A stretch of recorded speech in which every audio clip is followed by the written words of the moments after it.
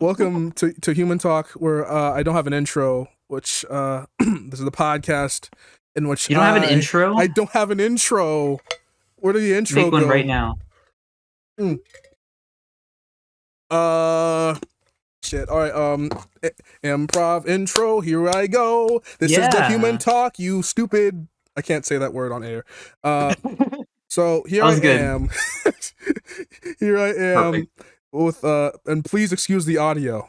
Please excuse the audio. I haven't done a human talk in such a long time. It's been like it's been 10 months. Give me a break, okay? Unforgivable. I have the people have been waiting. The people have been anxious. They've been biting their nails.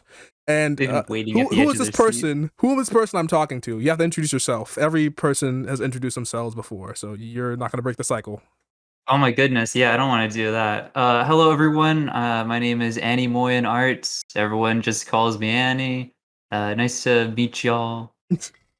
I'm glad that I looked it up on the Twitch, just the Anemoian instead of saying Oh yeah, Anemonian. the pronunciation. Yeah, because I'll be honest, I did not know it before I looked it up. Most people don't. Don't feel bad about that. It's all good. But what do you do? What is the art that you handle? What I mean, shit. I mean, what do you do? I do art stuff, as you already said. Mostly in regards to like illustration, digital paintings. I do lots of OC art. Obviously, my whole persona is centered around one of my OCs. So it's mostly what I do. On occasion, I'll do like fan arts, animation, some 3D stuff on occasion. Mm-hmm. And I gotta save the art questions for later because we have at least an hour, right? So, Yeah, uh, save the best for last. so we have I always come up with a random question on the at the intro. I don't know what I did last time. I don't really listen back to my old stuff when it comes to podcasts because they're 3 goddamn hours long. I went ridiculously hard on the. It was too much, even for me. But Wowie. yeah, it was a little much. But in this case, what is what is your favorite flavor of ice cream? That's just a good question to start off with. Get a Ice cream discourse? I love yes. ice cream If discourse. this was on Twitter, then people get crucified. Like, how dare you like Rocky Road more than vanilla? Urgh. Oh, you know what? I was gonna say vanilla, but now that you brought up Rocky Road, you unlocked some memories, and I do have to say that Rocky Road is my definitive favorite. Honestly, I like all Definitive. ice cream as long as it's not mint chocolate chip, or you're not like being weird putting anchovies or shit in your ice cream. Ooh, the mint chocolate chip hate in my podcast? That's an interesting Yeah, take. deal with it. Oh, you see, we have a guest with spunk right here. We have a guest See, with attitude. I don't like my ice cream tasting like toothpaste. You know what? I appreciate that. At least you're honest. Some people out here are afraid to tell their real opinions. They're like, oh, mint chocolate chips okay, but they really hate it. Oh, I kind of like chocolate, but they're lactose intolerant. Yeah, we have real discussions here. This is the real human talk. We're talking like humans right here. Yeah, we only accept valid ice cream flavors here. Yeah, not invalid ice cream flavors like, ugh, anchovies. Anchovies. I'm still trying to get the audio right while we're talking too. I'm so scared. But anyway, it doesn't matter. Well, you know what does Pineapples. matter? What does matter is that I meant to write down questions, but I forgot that I didn't. Okay. So since we are doing this, you're an Mhm. artist, right? Yes. I gotta ask, you know, what do you do on like because you're a streamer? What do you do on the streams? What kind of things do you play? This is like because this podcast is obviously like listen, it's like an interview. Interviews are basically to advertise something. Like, I want to get to know you, but also Yeah. we got to be a little bit cynical. We got to say interviews are for this purpose, so advertise your shit. Be free. Self-promo time. Self promo. So the reason I got started with streaming is because I just felt like basically it was kind of an incentive for me to draw every day. And even though I'm no longer streaming every day, it's still my opportunity, a couple hours out of the day, just to crank out some art. So I'm usually working on whatever works in progress I'm doing at the time. It's all the previous stuff I mentioned, where it's OC art, it's fan art, fun little giveaway stuff on occasion. Um, It's Halloween right now. It's October, so there's gonna Oh. be some good Halloween themed stuff coming out here soon. And Ooh. in addition to all the art stuff I do, which is primary most of my content, also play like video games and just do regular just chatting streams on occasion. Mhm. And what kind of video games do you play? You know, I gotta. What genres do you dwell in? Okay, so here's the Wait, wait, thing. wait. Please don't say Oh, you're a League streamer. Just please. I'm gonna be one right after this. Uh, don't do that to me. I can't Just handle because it. you said that. Just because you said don't do it. But yeah, what is um, your kind of thing that you dwell in? Your genres, your let's tastes. see. I'll play pretty much anything that isn't League. Thank God. Thank God. What I have streamed in the past is really just whatever runs on my rig. Like I'll test it out a week beforehand, make sure the stream doesn't completely crap out. But Sonic ran pretty well. Sonic CD played the majority of that. Came close to crying on stream a couple of times. That was a fun It is time. a very emotional game. I give you that. Very emotional game. Yeah, the story Oh, the stories are so deep. You know. when Amy got kidnapped at I like the first oh, like cutscene, it brought a tear to my the part when he goes to collision chaos and he bumps on things. It's I can't. eye. Oh my Yeah. God. It was like such a plot twist. I'm sorry. I'm spoiling Sonic CD. I'm sorry. Oh my God.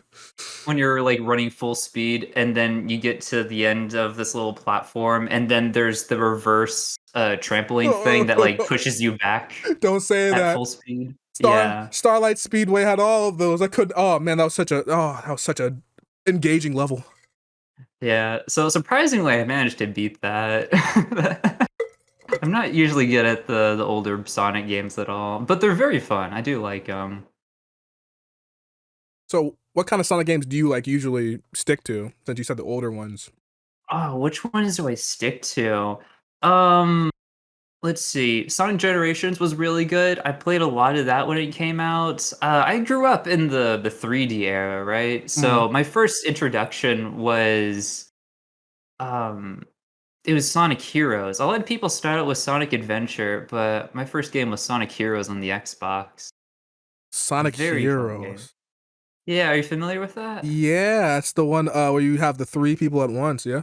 Yeah, and there's like the different campaigns too. There's the Sonic team, obviously. Then there's the Shadow one, which I loved, and Chaotix. Very cool, very Oh, cool. you forgot the one with Amy.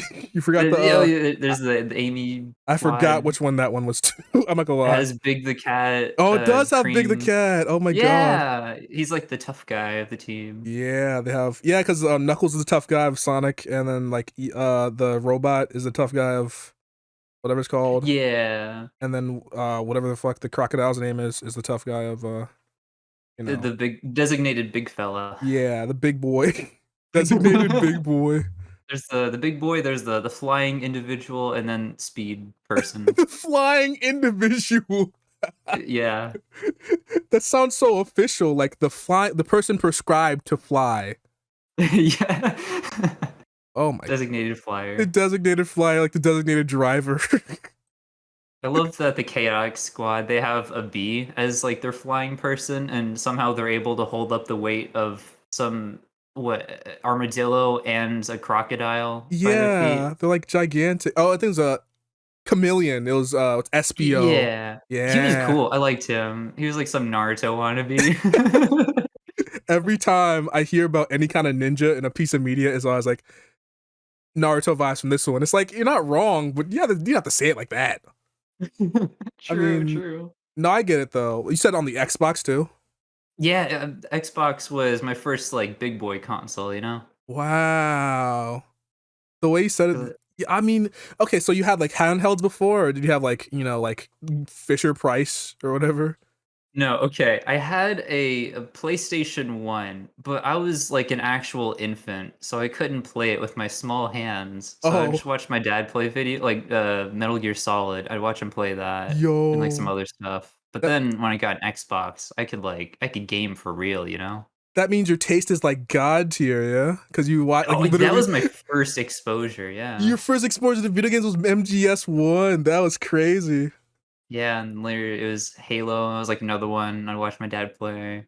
He had good taste. He was Oh man. the OG gamer. Ah man, shout out to how do you pronounce it again? AnemoianArts. Yeah, just call me Annie. Sure. Shout out to Annie's dad. If you hear Yeah. this out there, you won't. But if you do manage to, this one's for you. This podcast is for you. He's a pretty cool dude. I was getting scared. I was like, please say your father's like alive and doing fine. Please say. Oh yeah, no, he's chill. Okay, He's I was vibing. so scared. I was like, oh yeah, my father passed like 3 years ago. I was like, oh my god, I'm so sorry. Actually, I Maple. was, I was oh my god, it was terrifying to even like. All of my family died. I have no family. I'm Batman. Yeah. I've lived alone for 20 years. Hey, you ever think about like how weird it is that Batman dresses up as a bat? Isn't that crazy kooky? It's pretty wacky, isn't it? Pretty Batman's a zany. furry, technically. You know what? Yeah, there's like bat furries out there. So he was the first one. Like the Batman came out in the 20s. He was Mhm. the first one. He This was was the oh my before god, Disney and stuff. yo, pre Disney. I think they're around the Around the same same time. time. So Around the same time. imagine being like a Mickey Mouse stand and a Batman stand back in the 40s. You're like, bro, are you okay? Imagine being a stan of anything in the 40s. Yeah, to be honest, you Stan could be an culture. America stand in the 40s and no one would give you an eye. That's true. That's true. Now, if you were a Germany stand in the 40s, then you'd get some weird looks. Uh, yeah, Japanese stan. Oh yeah, If you were a weeb back if you're a then, weeb it was back, a little bit problematic. you're like, bro, they have good art. Like, bro, what else did they do? You're just gonna ignore it like they did, but never mind. Let's not get political here. Only politics we have. What do you think about the military-industrial complex, Annie?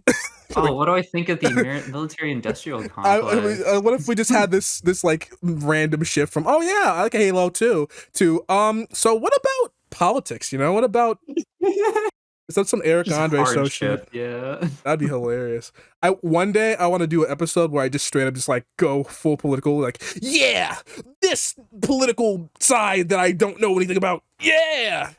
Oh, it's fun. It's fun. Those people for a loop. You know what I love about politics, like people who are really in the politics, is that they take it super seriously. So if you shitpost around, they're like, you know, they're like really like seething. What is the one like comment where it's like, oh, my political beliefs? It depends on who I'm trolling that day. Yeah. Oh my god, I love that. It's because it really just should depend on who you're trolling that day. It like if you have any like, look, I don't really have any like. I'm not against people who are political, right? But I don't give a shit about it unless it's like. It sounds selfish, but I don't give a shit about it unless it's infecting me, right? Like, oh, if I can't get fucking, I don't know, if I break my leg and I have to pay $2 billion, right? I'm gonna be pissed, right? I But feel like most people have that same kind of yeah, thought it's like process. Russian national. Like, okay, I don't really give a shit unless it affects me, which is a selfish way of saying it, but also it's truthful. Why would I give a shit if it doesn't Yeah. affect me? But other than that, I mean, like, I don't know. If you're into politics, then you could do what you want, but I don't give a shit at all. So if I keep like like I'm so okay. I don't want to ask like area, right? But like, do you want to say what country you reside in? So if you could relate to me in this case, or do you like, you know, is that private? Oh, United States, yeah. Poor thing. Yeah. It's not too good here.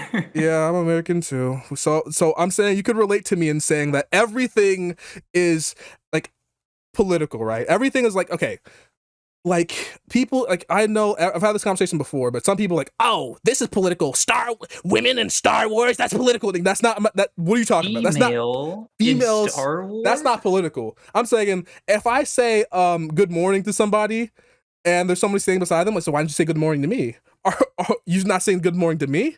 Wow, what a sexist. I'm like, bro, you're both dudes. How is that sexist? I mean, like, you're true. You're absolutely right. Like, anything can be political if abstracted enough, and like in a very like weird way, everything already is, right? Because Yeah. we live in a society. Ooh. I mean, you're right. Therefore, Like, yeah, yeah, art is inherently political, right? Because it true. depends on Yeah, context. absolutely. Yeah. Hmm. So, like, I don't know.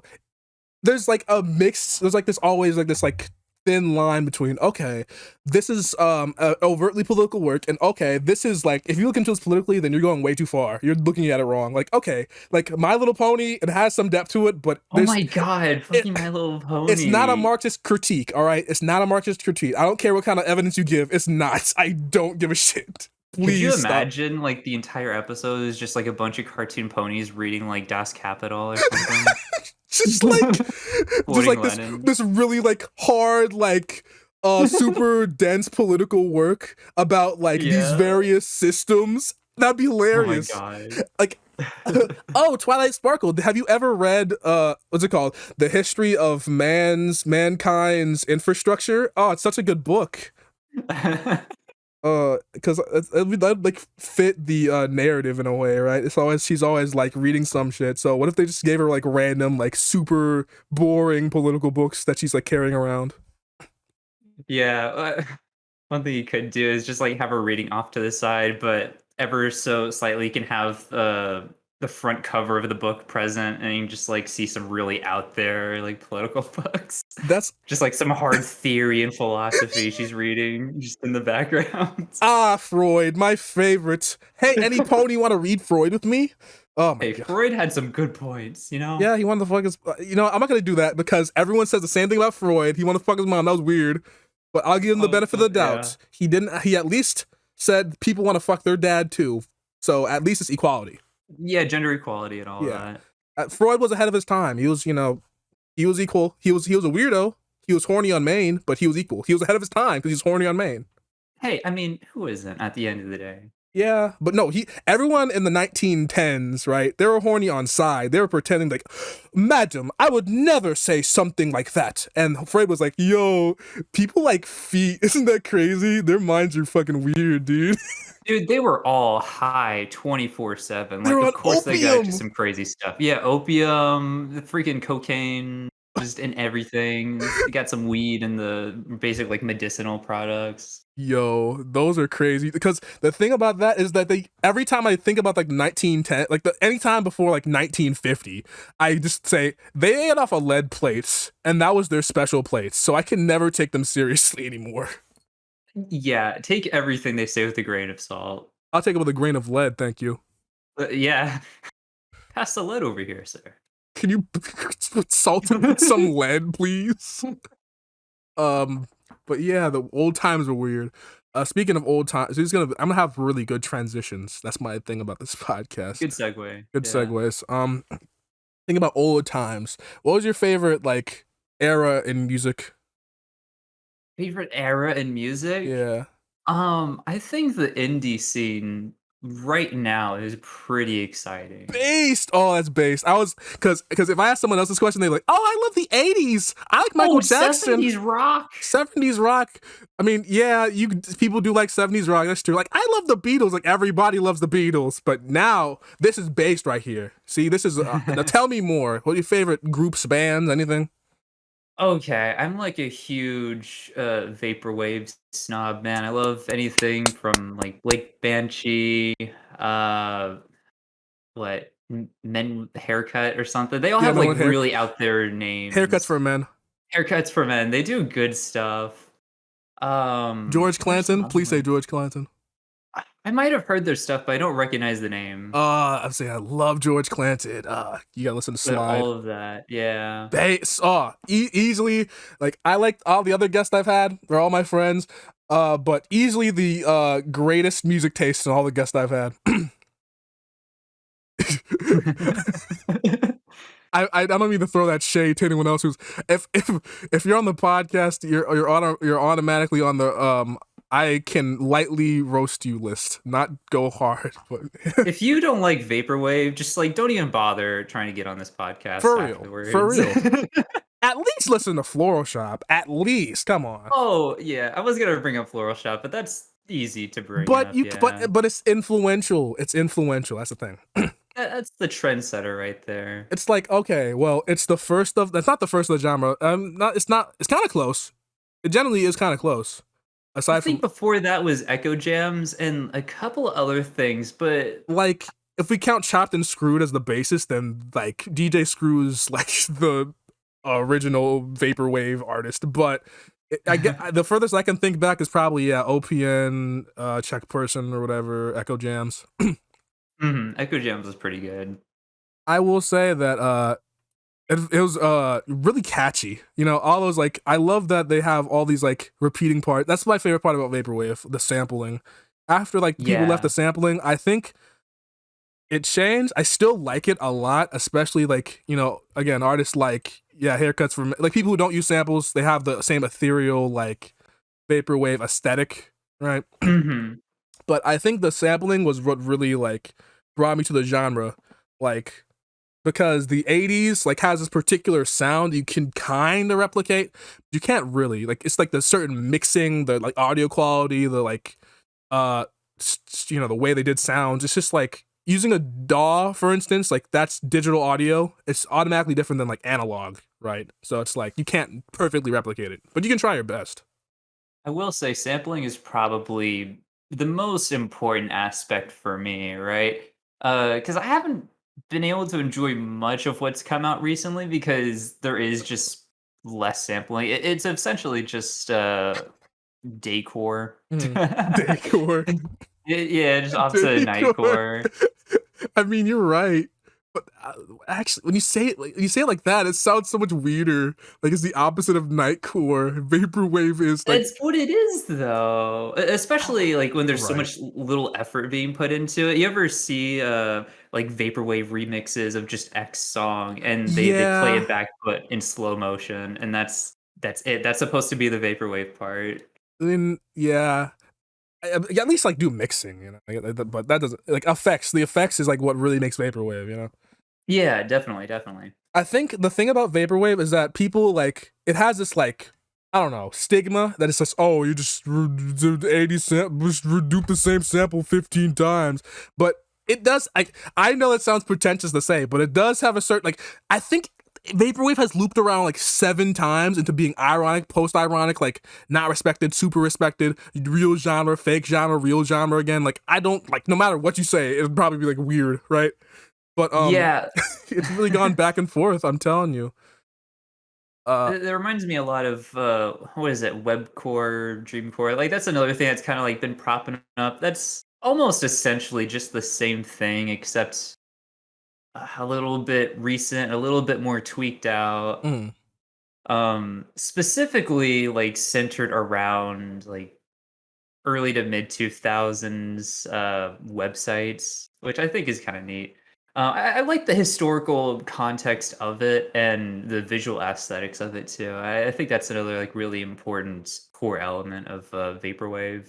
yeah, the like yeah, I guess you're right because a lot of the vaporwave. I think what really got vaporwave off the ground was that floor shop album cover, like that like Yeah, the statue of aesthetic. David head and the checkered Yeah, background looks like some 80s like history textbook you're whipping out. it kind of yeah. It's like it's easy to stereotype. It's easy to like a meme. It's easy to meme. It's like you get what vaporwave is just by seeing that cover once.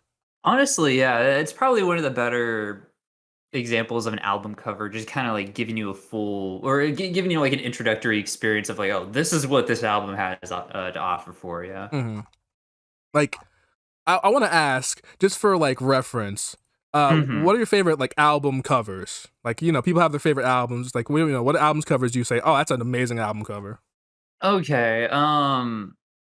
Floral Shot was really good one. Another good one was Vaporwave is Dead, which is just the opposite of what Vaporwave is supposed to be, and therefore it takes that Floral Shop cover and kind of inverts it both in tone and color and subject matter. I thought that was really interesting. Oh, the one with like the Um, lights, the light rain. yeah. Oh, I've it's never so seen this. creepy. Oh, I know It's what you so mean. cool. This is I love it. 2015. Yeah. That was the. Oh yeah, you're right. That was the era of like vaporwave is dead. Like, oh yeah, vaporwave is gone. It's dead. And now we're in 2021, and people are still making vaporwave albums. Well, Vaporwave was dead on arrival. Like that's kind of the thing, right? Mm. It was never alive. But I guess back to album covers. I like a lot of metal covers. I think those are cool. A lot of painting that reminds me of Frank Frazetta, who did stuff like the what was it? He did Conan. Why is that? Let me see.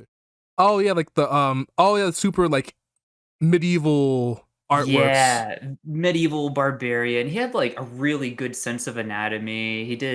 I think he did like some comic stuff. Very brilliant, talented artist. And there's a lot of metal rock covers that kind of carry on that same painterly style, and that's high contrast and very intense. I love that sort of stuff. Even if I don't appreciate a whole lot of metal much anymore, I definitely used to. And say the name of the artist again, so listeners can go look them up and be interested and say, Oh, "Wow." Frank Frazetta. Mhm. I'm not sure how you spell the name because That is the name's a little bit unique. FRANKFREZZA. Oh no, I think no, so. FRAZETTA. There it is. Yeah, he does Frazetta. cool stuff. Uh, Did you know the first Castlevania game cover plagiarized one of his works? Wait, for real? Like the American Yeah. version? Yeah, look up the cover and you'll probably find like someone doing a side by side comparison. It's really funny. I So he mean, kind of did the first cover for Castlevania. I mean, wow. It's because yeah, you're right. Because it's like basically the same thing blocking wise, and it's so Mhm. weird because like Castlevania is like one of these iconic games, and seeing that it just like kind of took the whole space, the whole what's the word? Uh, Magic. yeah. I was gonna say the technical term for like spacing or whatever. What's the word for that? Oh, Composition. yeah, Composition. composition. The entire composition of like an already done painting. Like, it's just like it's like seeing it's like I don't know. You know how like you have your childhood heroes and then you find out like your favorite song by them is like plagiarized or something? It's like that. Oh, yeah. But then again, it's like Yeah, finding a Konami's, Konami was already like, a company that, had its issues and has its issues. it's So, kind of funny because this was still, like, the infancy of video gaming, right? So you could easily get away with that sort of stuff back then. yeah. I think a lot of Mega Man covers kinda did the same sort of thing. Cause I mean, I guess they had to like, cause video games didn't have the immense budget that they do now, right? And Yeah. honestly, ironically enough, despite video games having a larger budget, they still stick with the 15 generic poses and the black and white covers, Oh, which yeah, guy with his back turned towards the camera, holding gun, looking back every slightly. time, every time. And like, and listen, even some of my favorite like not my favorite games of all time, but some of my more like games that I consider to be better in terms of like the modern day uh have like less than desirable covers. I think only like like indie games are like, and maybe some Nintendo games, but it just depends. I think if I'm to be honest, I think Smash Ultimate's cover is a little bit cluttered for my taste composition wise, but that's just Oh, me. I I, saw some funny edits of that one. which one? The one they have just like random characters in the background? Well, yeah, it's, like the Smash Ultimate, they keep on, like, adding more characters, and they keep on adding more labels, and it's like, "Oh, featuring Dante from Devil May Cry, Ultimate Smash, and Knuckles Edition," or something like that. They just keep on, like, adding more junk to it. It's so cluttered. It is. It's like, I mean, I appreciate them like trying to give literally everyone a spot, like, but it's just like, which honestly, it's like a Where's Waldo painting in a way. Oh, true.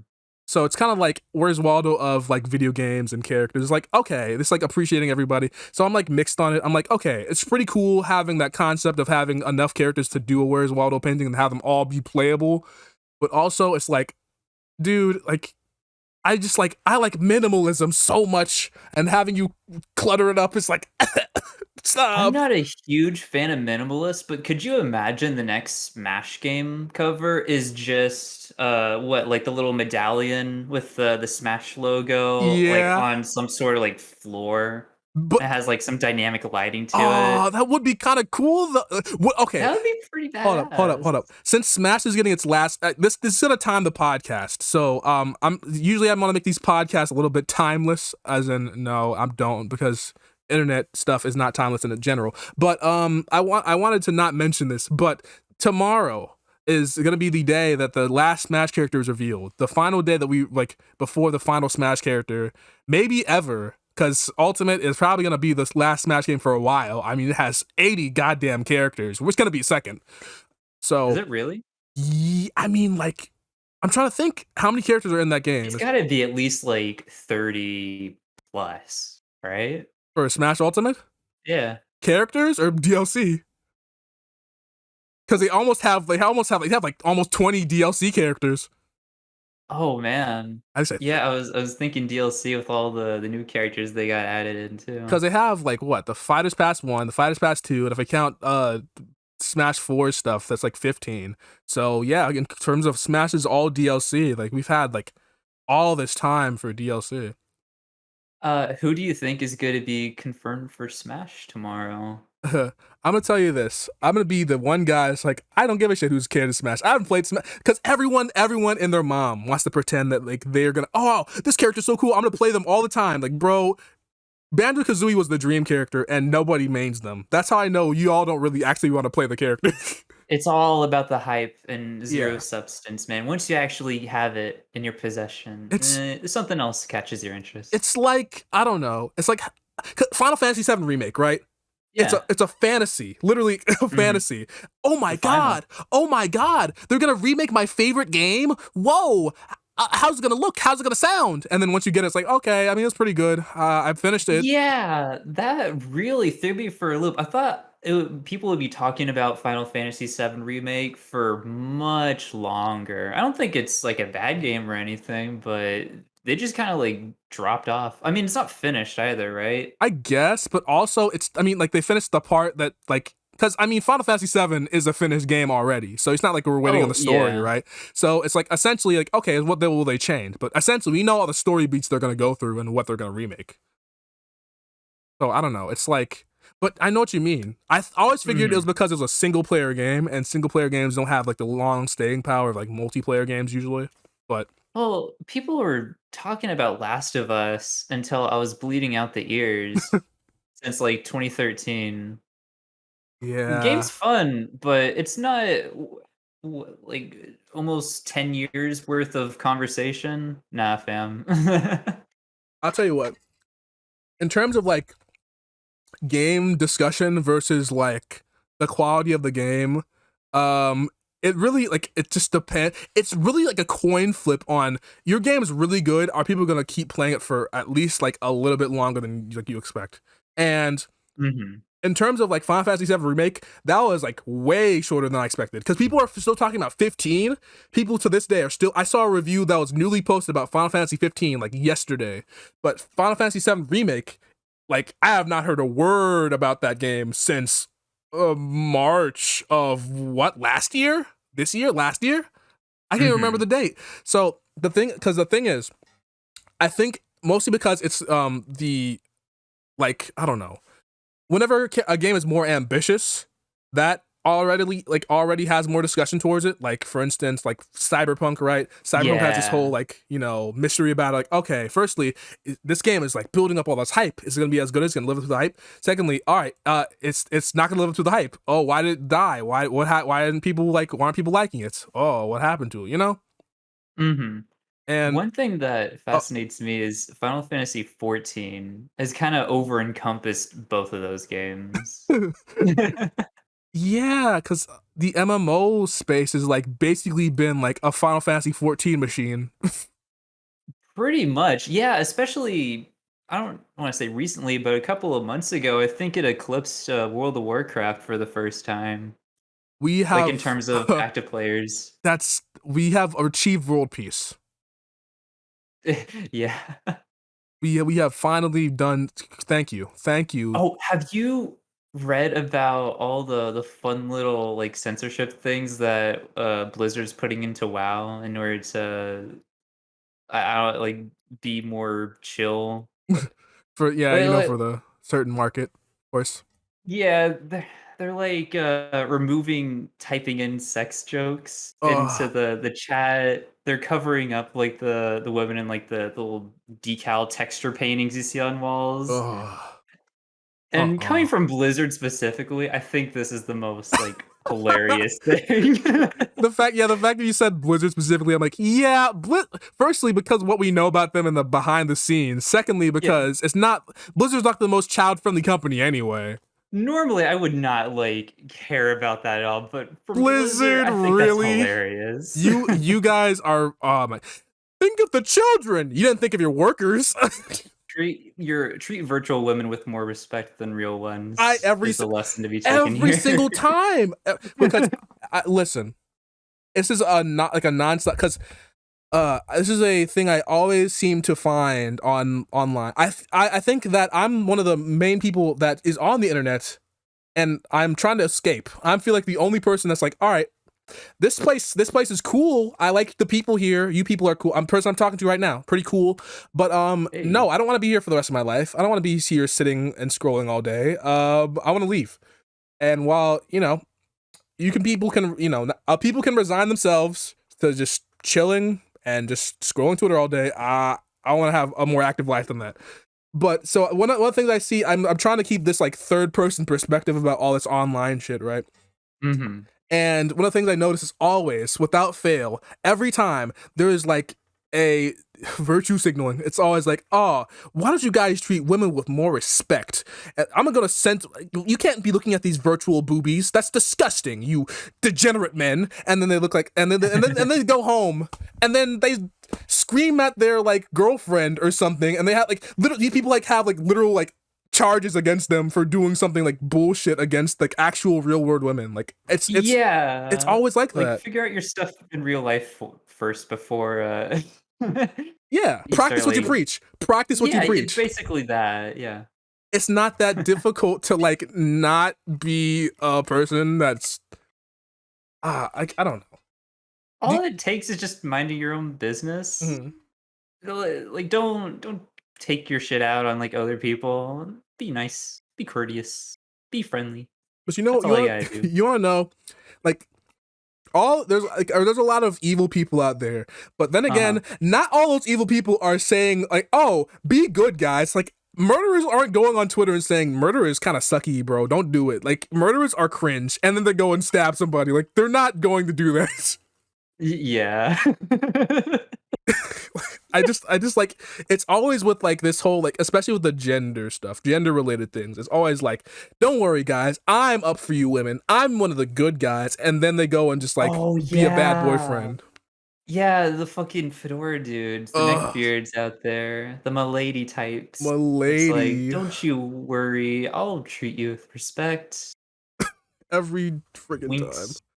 But I want to ask, in terms of like I don't know, social media presence, how do you view this like online thing? Like, okay, I want to ask like specifically, how do you balance your mental health and being online since you enjoy being online, art posting arts? Because I've had another artist person on here, a streamer, Mhm. and um they have like a different view of it because they're mostly on there for streaming and they do art as a side hustle, as a hobby. So since you're my first Mhm. like artist on here, I kind of want to ask you, how do you like view the whole divide between art, social media presence, marketing, all this stuff? I will say, this is gonna sound crazy, but it's been a positive influence, like, Mm-hmm. ever since I started, just on my art. Because at the very least, like, I'm streaming, right? So, like, I need to stream every now and then. Therefore, I need to draw every now and then. So I'm getting burnt out a lot less and less. Because I would fall into little ruts every now and then beforehand where I'm just like, I didn't draw today. Oh well. And those days would just keep on piling up, and I'd be dealing with like real life stuff and be miserable. So this is a good like encouragement for me to do things that I know make me happy. Mm. Um, that is that is a good way to look at it. At the very least, you have like a structured like reason to like go and continue drawing, right? Yeah, because it's really easy for me to fall into a mindset of like, oh, I don't have to draw today, and there's never a requirement for me to draw or do art, but I know that it makes me happy. It makes things like a little bit easier for the day if I like can able to do a little something, you know? Mm-hmm. And like So essentially, streaming, kind of keeps you on that path of just making sure that you keep, improving. Basically, you just have to like that with commissions, I guess. Yeah, yeah. Yeah, I'll work on commissions on stream too often, and it's a good excuse for me to work on commissions every day. So that works out too. Good helps out the work ethic, you know. Hmm. I mean, yeah, it makes sense. I'm glad that you have that's a very healthy way of looking at it, at the very least. Surprisingly, yeah, surprisingly, I wasn't expecting that. I was expecting to be a nervous wreck by the end of this, but now it ain't Yeah, so bad. I went into this fully expecting to be miserable. Like, no, I just started everything because I figured might as well, right? Might as Like, I well. can do this, so why shouldn't I? That's fair. That's fine. In that case, I I was fully expecting because at the very least, um, because because I always thought that because I'm not an artist, right? I have Mhm. no artistic skills when it comes to, so whatever I hear about like the internet could like drag like scrape you down in terms of like comparisons and all that. That's like cool, like what Oh, mentally. that's true. Yeah, and that is something that I used to deal with a lot, especially because I've always been like posting my art at least for the past like decade or so, just online. And younger me definitely dealt with that a lot, and it hurts, but I think it also helped in a lot of ways too. I found a lot of really good inspirations for artists that's like, oh, I want to draw like how they can, right? It never became like, oh, they're better than me, therefore I should, do XYZ or give up. It's like, oh, this person does good art, I should maybe like learn a thing or two. Mhm. That's again very well mature, genuinely, just the way to look at it. I mean, you know, because obviously art is not a competition. As much as people like internally like. It's easy to say it's not a competition and then like act like, oh well, I'm not as good as them, so I'm gonna like, like I've know a lot of self-deprecating artists. Like that's the main thing. Oh, true, yeah. So I having an artist that's like, all right, I do my thing and I practice and I just do, go ahead and draw whatever I gotta do. That's, refreshing to hear after hearing like, like I have friends who are like, yeah, I'm not that good at drawing. Like, not everyone's like, don't have to toot your horn, all right? I mean, obviously, I know you're not like, gonna be like, oh, I'm the best artist of all time. But but some people are just like, oh, I can't draw a circle, It's like, dude, just you draw, I okay? can't even draw It's your stickmen. hobby. Like you at least have pride in your hobby. Like I'm not gonna say I'm the best at music, but I say at least I know how to make a track. I'll say that I am the best now than I was before. Like, I'm better than how I was 5 years ago, and There that's you go. something I can take pride in. See, that's a perfect way to look at it. I'm glad that you have this like, just like this point of saying, all right, I've improved from where I was, and I'm gonna keep going. That's it. You know? Yeah. So in terms of It like would art, do you have this like, kind of like internal drive that you just have to make art? It's like, oh, if I don't make art, I'm just gonna feel like bad, like what you said before. honestly, yeah, whenever I don't do any sort of art for a while, I do start to feel a little bad. Hmm. So, I just kinda keep up with it whenever I can, and thankfully, I can manage to do a little something each day. Wow. A consistent artist. It helps, it really does. I mean, for any artists out here, like, listening, if you can even do, like, a 15-minute just sketch or doodle, ideally, you wanna get, like, an hour a day and if you're, like, really trying to learn and, like, hone your craft and your skill, but just do something every day. It doesn't matter how big it has to be. I see a lot of artists who do, like, fully rendered, finished pieces at, like, 4K resolution or some Oh shit. God. They managed to put that out there, and that I'm convinced they're not a person, they're like a robot or something. There's just like They a do good being. stuff. Yeah, they just output content. I can't do that. I know my limits fairly well at this point. But it doesn't have to be that. You can just get away with just a small 15-minute doodle, like a figure study. It's easy. Remember to learn your anatomy. It helps. Mhm. All the artists out there, you heard that first on this show, the Human Talk podcast. If you become a good artist, don't forget to get a commission from Annie over here. Yeah. Don't forget me when you get into the spotlight. uh, Nah. but so you said you've been drawing for like a decade, right? So have any like I've been posting art for a decade, yeah posting? around a decade, Because yeah. I mean, people have been drawing more times than they post stuff, right? Oh, for sure, for sure. Mm. Um, and so I've been drawing before that, but I was like trying to think. Yeah, I got my start on DeviantArt. That's when I started around like 2013, I want to say. And Oh this my was god, before I had my tablet. that's been a decade already, almost. Oh god, Almost, yeah. I'm not quite, but almost. that I feel ancient for some reason. Oh, don't worry about it. Every time someone mentions any time, oh yeah, did you know that 2001 was 20 years ago? Like, okay, I guess I'll go turn in the dust now. See you later. Did you know that we're closer to 2030 than we are to what, like 1990 or whatever? Yeah, what's it called? I love what my favorite meme from that is that people this is what people think Final Fantasy looked like 20 years ago, and this is what Final Fantasy actually like 20 years ago, and they like have pictures of Final Fantasy 4 with Final Fantasy 10. It's like wow, that's like all the old Final Fantasy fans are like, oh, okay, I guess I'm dead now. Yeah, those are always a good time. And a Yeah, good time just makes me feel old, but hey, is I, what it is. I mean, at the very least, you're enjoying your time sometimes, right? Well, with age comes wisdom, Mm. supposedly. Supposedly. Yeah, I Supposedly. have met some unwise older people, so I can't say it does necessarily come. There's a lot of them, so I don't know how true that statement is, but that's supposed to be how it goes, I think. It is what it is. It is what it is at the end of the day. Uh, yeah, it's so funny. That's how these podcasts go. Is that I come in with no questions and I just usually just wing it. And I was thinking about coming with questions today, but no, I just wang it. I mean, I'm winging it currently. I Winged? wonged I don't it. like that. What's the waned? Like how it's like waning gibbous moon or whatever. Oh, Wanning. Wanning. Wanning. But yeah, I'm just like, we'll see how it goes. I was late, so a little bit, like only like a couple minutes, but I was late.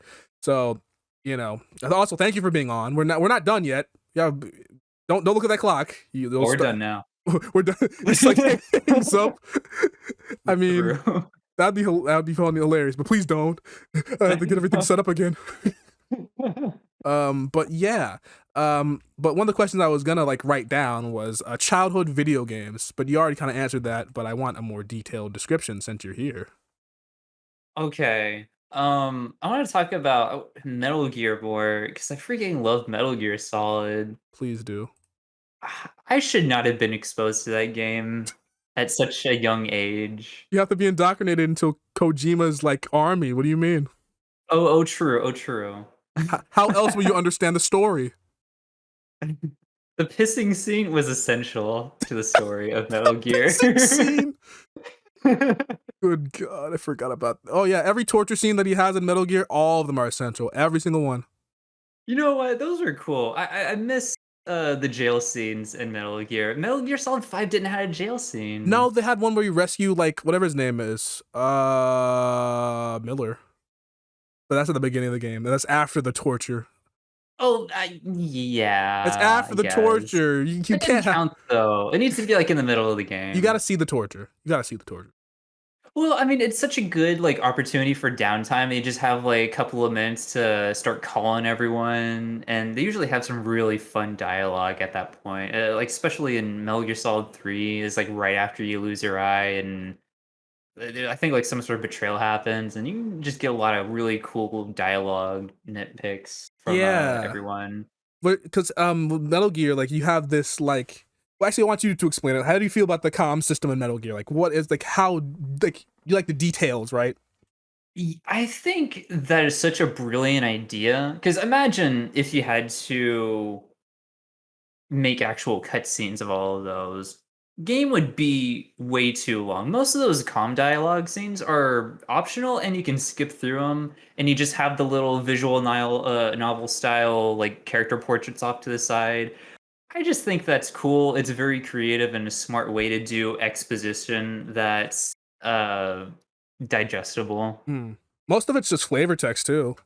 And most of it too. Yeah, I mean, you don't have to go um talk to like Mei Ling and like hear all of her stories, but they're cool. Like when you save your game at the end of a play session, might as well like stick around for an extra minute and like see what she has to say. Hmm. There's a lot of cool Easter eggs Have there. you played? You played all the Metal Gear games that you could get your hands on. Yeah, I want to say most of them, at least all the mainline What do you games. mean Yeah, you haven't played Metal Gear Acid 2? What do you mean? dude, I want to, man. I didn't have a PlayStation Portable. I know you can emulate it now. I need to figure out how to do that, but I didn't play any of the Acid games. I mean, I don't know. It's a different kind of Metal Gear, but I mean, if you like the franchise already, what's the difference between a genre? You know? That's true. I hear it's a much more like anime-ified version of the game that Yeah, has like like its own all the continuity. cards or whatever are done by like the artist or the what's their name? I Shins. love the artists behind Metal Gear. They do such cool stuff. They're like at least 15% of the reason why I'm like around doing what I'm doing right now. Freaking Yeah. brush pen.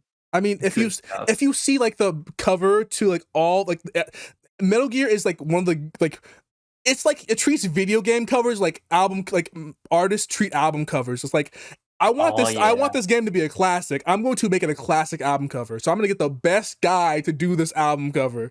And guess what? Every Metal Gear game besides like the American version of 5 for some reason, I don't know why. Like at least all the Japanese ones have the same dude doing the cover, always with that giant like ink style, that like super like cool like sharp ink style. Mhm. And it's like, and you look at it all the time and you're like, damn, this is so cool. It makes you like literally it makes you want to buy a poster of the game and it makes you want to play the game. That's how like, Oh, yeah. yeah. My dad worked at like a printing shop, so he was able to get me like some custom Metal Gear Solid posters. Stuff Yo, was the coolest thing ever. I gotta ask you, since you're like an artist, how do you feel about Metal Gear's like graphic design? Because I know you're about to gush over it, so please feel free. Graphic design. Um, I forget who the artist is, I'll look him but up, in fact, so the we don't have way this. they do the way they do the brush pen style is so cool, and I've like seen videos of them drawing live, and it was really cool. The best way I can describe it that someone else kind of referred to it was it's like if someone I don't know, exploded a portion of the ground, and you see like little specks of like dust and debris, and that's kind of like what forms that image. Everything's all splattered and rough and rugged, but you can still make out very vague details like an eye, like the barrel of a gun, all the individual hair strands, the bandana, eye patch, all that stuff. And it forms like such a cool narrative and aesthetic style to it. It reminds me a lot uh with the Final Fantasy games. That's another one where they have very consistently good uh covers, right? With like all the titles and stuff. Yeah, like the original, from the original to like even 15. At least in Japan, they always have like really cool covers. Yeah, I think it's a girl who does that. She does really good stuff too. She also is responsible for the art behind Vampire Hunter D, which is really cool. She has a very distinct style, I feel. I Very was dreamlike and ethereal. I was gonna say that the cover artist for Metal Gear is Shoji Shinkawa, which I was like, yeah, it has Shin something, and I was like, Shin something. Shinkawa. Yeah, Yeah, they're cool. I was so heavily inspired by them in high school, man. I had a whole entire a shrine sketchbook. Yeah, a shrine that I like pray to every night. every time. Nah, I had a whole sketchbook with my first brush pen, and I would just try to emulate that style. Spent a lot of hours on that. That was cool. It is so cool. You know, one of the biggest tragedies in video game history is that we got this awful like looking for Metal Gear Solid 4, right? The PS3. At least in Oh the yeah, America, we had this like awful ass like old Snake like close up with like the render, like the actual in-game graphic render, and it's like, okay, yeah, that's a cover. And then the Japan version has this like one of the coolest like cover arts that like with this giant red piece of like with the old Snake with this giant yeah. red like sparkle in his eye, and this like Metal Gear Solid 4 Guns of the Patriots on the side with this cool red font, you know, the usual Metal Gear font. It's great. And they did the same freaking thing with Ground Zeroes too. They did You it with know 5 that? too. They kept using like the because I think that's The real close in Konami. zoom. Yeah. Konami came in and they're like, oh, Americans don't want to see good arts. They didn't want to see video game graphics. Localization teams have completely butchered so many great cover concepts for American and European audiences. It's It's a tragedy. Like tragic, yeah. Japanese cover art is really cool sometimes. What makes it so cool is that like, okay, I don't want to be like the weeb here, but Japanese is like Japan's graphic designers, they know exactly what we like, at least what like the graphic design focused people want. They don't want like, Hmm. they want a unique aesthetic, something that defines a piece, something that defines like what the piece is about, all right, the, you know, art, the media or whatever. And they don't want any, like, they want it to be timeless, all right, something that's like, you know, creative, basically has soul. Yeah. So I'm thinking like, okay, if you have this like gigantic render of a PS3 model, right? Okay, that's Hmm. cool for like a day. It's like I don't care what it looks like. I just want to play the game. Okay. But when you go back and look at the game, you're like, "Oh, I don't want to see old Snake's gross ass face in top. I just want to play I want to play cuz like a good cover again, like I said before, one of the best cover art for anything makes you want to enjoy that thing again. Like Well, every because time imagine. I was Oh, say, go ahead. I was gonna say like anytime, just use an example. Anytime I look at the cover art for Gorilla's Demon Days, right? Oh yeah. I see that the four squares. I'm like, damn, that album was good. I should listen to it again. That's all I was gonna say. Good stuff. Yeah. Oh, what were you gonna say? Oh, like, imagine walking into a GameStop and seeing Metal Gear Solid 4, like, the American cover, and you not having any knowledge of what Metal Gear is. Like, what does that tell you about the game to see, like, a zoomed in close up on Snake's face, and he's just old, angry looking, For probably has, real. like, the cigarette going on. It's like, this doesn't tell you anything. It tells me this is a game about an old guy who has a bandana on. This is a game about an old guy. Yeah, not many people would want to buy that. And if you saw the freaking Japanese cover and it's like, oh, this is like tactical espionage, spy thriller, military stuff, like that's cool. Yeah, especially I'd because of the buy that game. face. It's all about the facial expression he makes too. Oh, true. It feels so much more grizzled whenever it's like Shinkawa's art. I don't know. Play a game about a very serious old man. But yeah, this old man is super. This one is super He ain't duper playing crazy. around. He's not playing around. While I'm on the page for Shinkawa, did you know that he did the art for Black Ops Zombies Chronicles, Black Ops Zombies No 3? way. Black Ops? He Are you kidding like me? it was. I guess it's like I don't know if that's a expansion or if that's like a, you That's know, probably like a map pack or something, map right? pack, but the fact that like that's so obscure, even though it's Yeah. not, it's like one of the biggest franchises, but it's also like who would even think of like Shinkawa doing art for that? Well, it's such like a weird thing for him to do, right? Going from Metal Gear to Call of Duty. Yeah, but he was also That's he a was weird the jump. art director for Death Stranding too. But Death Stranding's cover doesn't have the cool, you know, it doesn't have this cool Shinkawa style. It's kind of funny because even though like the cover doesn't have his style, the game almost has his style more so than Metal Gear does in a lot of ways, right? I, Everything's all like dark and yeah, inky. like grizzled and like really like, you know, what's it called? Yeah. Yeah, that's so like the thing you said with the dust, like it Hmm. really fits Death Stranding as like I think it's kind of like two sides to it, right? There's Uh-huh. the like grizzled rough side, and then there's this sharp like side of it. Yeah. And What Metal an Gear, interesting upgrade. yeah. Okay. What's so interesting about like Metal Gear is that it started out with like this generic like literally stealing a screenshot from Escape from New York cover. Oh, wait, it was Terminator I think for the NES game? I think it stole like it stole like Kyle Reese's pose from like Escape from New York because it was like literally Snake Plissken or whatever. Oh, yeah, that's where the who Snake is based off of, yeah. Go figure. Yeah, so they literally It's a steal that complete pose that ripoff. he does behind the wall for Metal Gear One, like it's Mhm. like the typical Konami thing because it didn't have like an art, didn't know the artist back then. So the first game that Shinkawa worked on, like in general, was Police Knots for Kojima, which Oh, yeah. God, that's an underrated game. I don't know if I've mentioned it on another podcast, but I'll mention it again. Please, God, please, if you're listening to this, go out your way and play Snatcher and Police Knots.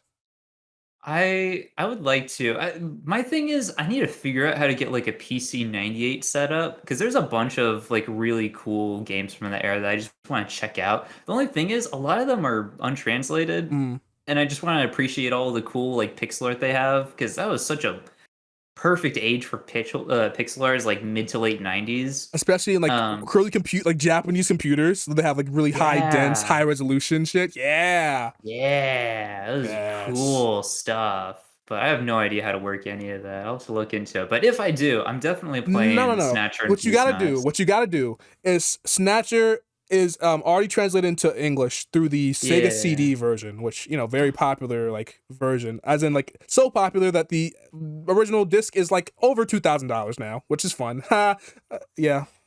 Nice, nice. So you can emulate that, and then Oh yeah. there's the Police Knots, which is they have a Sega, not Sega, they have a PS1 translation, which I just randomly found on whatever. Did they downgrade the images, like the image quality? Um, Actually, Police Knots was what's say 94, so I think that it was to the point where they're about the same, but they're not pixel art. They're like so PC 98 is pixel art, and the console version is cell art. So it just Cell art. Oh, yeah. okay. That's interesting. Yeah, they straight up got the anime stuff out there. So if so, either way, I think those two games are not readily. They're not like on Steam accessible, but they're like you can find a way to play them if you go out of your way a little bit. Could you imagine if they did that, like on Oh Steam? my god, I would give everyone a copy. I would literally go and get a loan to like, all right, you're all playing Slat. Like literally, my Discord profile picture right now is the main character from Snatcher. Yeah, I noticed. Yeah. I absolutely love that game. S- So you're really like big into Snatcher. Are you like a fan of Blade Runner or like Cyberpunk at all? Thank you're the oh my god you have you have asked me the correct question. This is the A objective right question. Yeah, Blade Runner is like my favorite movie. Both of them are like my favorite of all time, and like seeing like Snatcher exist like literally made me like not bust a nut, but as close as you can do that with that without being banned off of YouTube. Um, yeah, cyberpunk shit is my jam. I absolutely love it. Like, Valhalla, like the game. Oh yeah, the bartending game. Top three game, easy top three, Really? You think easy. so? Because the first time I played, that was the Oh. first game I ever played on stream too.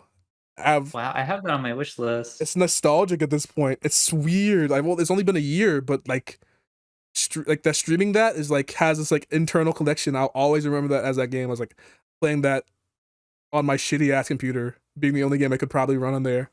And Cyberpunk is probably my favorite like form of sci-fi, if I had to say. yes, what's so cool about Cyberpunk is that the it has this like weird beauty about like like okay, sci-fi with cyberpunk you can't like be emotionless with cyberpunk. There's no way because like sci-fi is like okay, it has all these robots and all this like stupid space war shit like you can just ignore like the characters, but Mhm.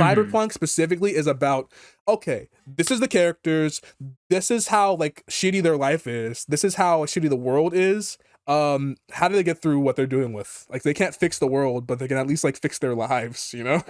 It's a lot more relatable, probably because it's so like near future, right? Like you can easily imagine any of these movies happening in the next 10 or so We're years. literally past the point where Blade Runner took place. It happened 3 years ago, which is terrifying to me.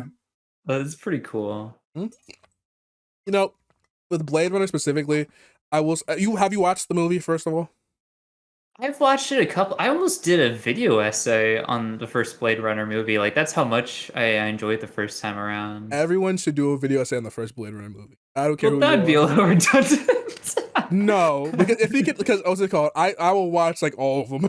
I've watched like almost all of them.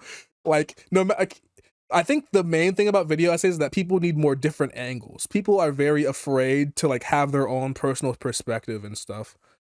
That's true. That's true. And that was my reason for not like following through on that. It's like, oh, other people have done video essays on Cyberpunk and they've said essentially the same thing that I would. Mm. Except I would have like obviously changed things up a little bit, Yeah, but who knows? it just depends. I don't know. I feel like video essays in particular on like I don't know.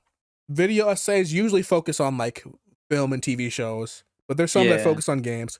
But every time there's like one on film, it always seems to be the same like tread ground. There's like Yeah. the over analyzing children's show Oh, one. CinemaSin There's style, a where they're Cinema just Sin styles. nitpicking literally everything and calling it a flaw. There's the 4 hour Star Wars video essay. It's like it's not like specifically Star Wars, but you know the type I mean. Like they're really like in depth, like digging into every single section for 4 hours, 4 goddamn hours of just Yeah, there's like the 12-hour video, like really tearing into the like one of the recent Star Wars films. and like 15 parts of it. I'm like, dude, I think calm Mahler does that. down. Yeah. Like, okay, there's a point where it's like, okay, this is really good, depthful criticism. To you're just doing this for like the view time, aren't you? Like, I'm not gonna be accusatory, but there's at some point where it's like 15 hours. Like, dude, you could have wrote this down and like edited it down to like 2 hours at least. You really stretching for that 10-minute mark, huh? For real. This like literally have 5 hours of like. I mean, I like this video where like it's Pokemon Omega Ruby, and they go through every single route and go through like an analysis of every route, because I'm like, that's a unique angle in terms of Pokemon like criticism. It's like, okay, how is the design of each individual moment by moment gameplay, right? But in terms of a Mhm. movie, if you're talking over if you're talking over the length of a movie, you must have something really depthful to say. You must have something really. Are you explaining the history of the world? Like, dude, calm down. And you could probably do that in less time. You really could. You I remember? feel You like know that Bill Wirtz video? Firstly, who? Bill Wirtz, I think his name is. He's like he made the video called "The History of the World." And it's like 20 minutes long. Oh, is he like the The fun musical music guy. dude? Yeah. Yeah. He's cool. Yeah, less than like 20 minutes. Easy. So people need to realize that doing 15-hour video essays is only get you so far. I like long form analysis content, and before I was streaming, what I would do while I was drawing is just like flip on one of those and just grind at it for a couple hours with that the background. Mhm. Wait, what game And did you grind for particular, by the way, or just like art? oh, what art did I did like everything. Like everything that I do now, everything I used to do then, fan art, original stuff, all You that said you went to jazz. 3D, by the way. Meant to ask what software was it? 3D, I mess around with like a little bit of Blender, Hmm. not too much. Like I cannot like teach anyone anything about Blender. I'm not that good at it, Yeah, and I I spent a tried lot of Blender. time in. It's hard. It's difficult. A It's little bit of different skill. Unity. It's a different skill. It, yeah, like, there's a reason people go to college for that. Yeah. Also Vroid Studio, duh. Yeah, V-Road. You have a model, by the way? I do. It's my icon right now. Oh, that's well, I want to know how to pronounce your OC's name. It's Lilia or Lila? Oh, her name is Leela. Lila. Yeah, I want to say Lilia, but I said so stupid. I think it's only Lilia. one L. Only one I. Yeah, Leela. I like your Yeah. OC's design, by the way. I'm really happy with it too. She recently, well, not recently, it was like 6 months ago, but she underwent like a really big redesign. And I changed almost everything about her aside from just the color palette that she has. And it really worked out for the better, I think. Hmm. In terms of like how did the character design? I know we were just talking. I want to go back to the video essay discussion thing, by the way. Oh, So sure, yeah. put that on like the pin. But You I could want pin to it ask, right, yeah. about the character design process for you. Like, how did it go from like from your, I guess, conception to redesign, like process wise? Like, you have like you have a process you go through. Like, oh, I pick the color scheme first. I pick the character. Like, I have a concept for the character, a name. Like what? Um, okay. Really easy, really simple. You know, you know how like a little while ago we were talking about time skips in anime Mm-hmm. and just like on a how on a visual level it can lead to like really satisfying like subtle changes in characters that are very refreshing. Biggest one I can think of is One Piece, right? Yeah. Everyone in One Piece got like they got upgraded, right? And I was trying to think like, okay, if I were to do that to my character, how would that play out, right? She originally had much longer hair. I trimmed that down, shaped it up. She's got like some sort of like pseudo Dora thing going on Pseudo now. Dora thing. But I like it, and obviously the bangs I kept. I felt like those are pretty iconic to her design. She's got the red bangs and the black rest Yeah, of her the hair. color scheme was really what got me into the like design. Like, yeah, that just it just flows well. It just looks good. A lot of people mistake her or like say, "Oh, she looks like Raven from Teen Titans," and that's the best compliment I could possibly get because I've loved Teen Titans to death. And if she ends up looking anything or reminding people of Raven, all the better for it. Yeah, absolutely, like a classic character design, especially one that's like integral to someone's childhood. Yeah. So I'm really happy that that happened conveniently. Because that's not how she looked like beforehand. So you had like basically just like have these eras. Basically, you just like kind of redid it. Yeah, and I might change her look up in the future because I think that's a cool thing with character design. It's like, oh, they're fluid just like real people, right? Like we all go through different phases of our life where we have different like visual styles and eras where we look much different. It's like, oh, that'd be cool to apply that to my characters too, because I feel like with a lot of people, they just kind of stay the same forever. Yeah, I guess in terms of character designs, I want to just like kind of gauge this. What in terms of character designs, do you like someone having a a more iconic design that they use a lot, or just having a rotation of designs depending on like the situation in terms of like the storyline? I guess it just depends, but like which one do you say is more often you would say is I cooler? feel like having a balance of both, right? Because you still want your character to be recognizable, and you want them to retain all the elements that make them iconic. But it's fun to have it like switched up a little bit, right? Didn't Hmm. have to be anything like crazy drastic. I mean, it can and it can still look good, but if you're doing something wild, like changing up the color palette to something like really obtuse or changing up the clothing style or the shape or form too much, it's a little off-putting, I feel like. What do you mean? I want to change my character's hair from brown to light pink for no Yeah, reason. it's like neon green. Yeah. Yeah, Have it neon be like green. some DeviantArt persona. Sonic the Like, Bledgebog. yeah. Uh, I mean, yeah, I know what you mean. Like you have like a certain like what's it called? Like home you stay in. You have like certain like rules you want to keep in your house. Right. Yeah. Like, if I'm probably gonna change up Leela in the future, but I'm always gonna keep her bangs probably and her little forehead gem. Right? I think those are things that make her recognizable in a Definitely lot the of forehead ways. gem too. Yeah. Oh yeah, I like that too. But yeah, if I were to remove those, like she wouldn't be Leela anymore, Mm-mm. right? She'd be a different character. It's like I don't know. It's like whenever you have a whenever I did, yeah, I didn't really design my character alone, but whenever I had, had collabed with Yui, Yeah. my artist person. Thank you, Yui. At UEB on Twitter, follow them.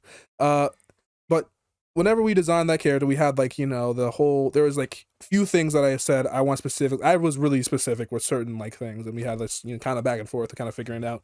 But the one thing I said that we gotta keep is like the orange beanie with the maple, Yeah. yeah, the Very maple leaf. iconic. Hmm? Specifically an icon because it has like maple on it. So I was like, that's perfect. I think Yeah. I had someone else like gave me fan art and like kind of gave me that idea. And I was like, that's perfect. That's perfect. I'm using that. And I think that was Honey Lamb on Twitter. Also follow them. Uh it's HUNNYLAMB. I'm advertising people's Twitter halfway through a podcast, but gotta Shout out time. give them a credit. Uh, and whenever having the design of something, having that like one part you're saying, no matter what, having that makes me is Mhm. what is like that's iconic. That's it's not you don't have to be like a super ultra like absurdly good character designer to have something that's like okay, this in particular is like what makes this character unique. Just Mhm. just have one thing you say, oh, that looks cool. I'm gonna keep that. You can like that's what's so cool about creativity is that you can like take bits and pieces from a bunch of things you like, and you're like, okay, this actually looks pretty cool by different things. I really appreciate how your character design kind of like evolved over time too, and gradually formed as you got like fan art and like different inputs here and there too. I think that's cool. I think what's it called? More people should really like do the. I think fan art makes things complicated, like rights wise, because it's like, oh, you stole my design technically, my thought for the design technically. It's like, but then again, it's like fan art, so it's like also you're contributing for free, so it's like iffy royalties wise. But in terms of like creativity, like that's collaborating, straight up just collaborating. Yeah, That's where all the best art comes from. That's what I've at least what I've heard. I think so too. There's a lot of good like collectively realized pieces of art out there. Like imagine the Beatles being like four different solo groups of just like Ringo. Like imagine Ringo being alone in the '60s. Like that wouldn't be right. Okay. Like I like Ringo, Yeah, but that wouldn't be right. Don't do the demand like that. So we have collaboration for a reason. We have these like people we like are group with artistically to vibe with so we can make better shit. And I should do that for more. sure. And I'm glad for all those people who, especially, I'm glad I had the money at that time to go get that commission. I don't want to. I'm not saying the words VTuber here because I think again I think there's like an there's like an unpublished podcast where which I might put up after this that I talk about like my qualms with like Twitter, but I will say All of that them. I'm not gonna go too into it. I'm just gonna say that in the short that being doing the VTuber thing fucked me up emotionally. But That's reasonable. yeah, it's just a whole thing. But I will say that it does force you to be creative. It does force you to make a character design that's like, all right, how do I make this character design stand out from all the people with like white hoodies? Oh yeah. It's a challenge. I like the challenge. You know, It's a fun little logical hoop that you gotta jump through, and yeah, it's like a puzzle very kind of. interesting. It's again, it's the balance of how do you make your character original, recognizable, and iconic without being like so hyper distinctly uh Like annoying. alienating basically. Yeah, like they're too original. You Like know what I okay, mean? I've never seen anything like that. That's uncomfortable. I don't like that. Because I will say you did draw fan art for me. Thank you, by the way. I appreciate it. Yeah. So there must have been something there that must have vibe with you, and that led we to this exact moment where I'm interviewing you and talking to you about this fucking art thing, right? Yep. Everything that has occurred in history is led up right to this moment, It has, and it definitely has. I'm which telling you.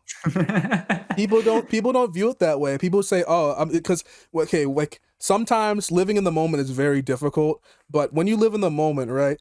Mhm. You also don't think about like how everything like you're so lucky to be first of all exist. Second of all, like be in this point in history where you can do this particular thing, you know?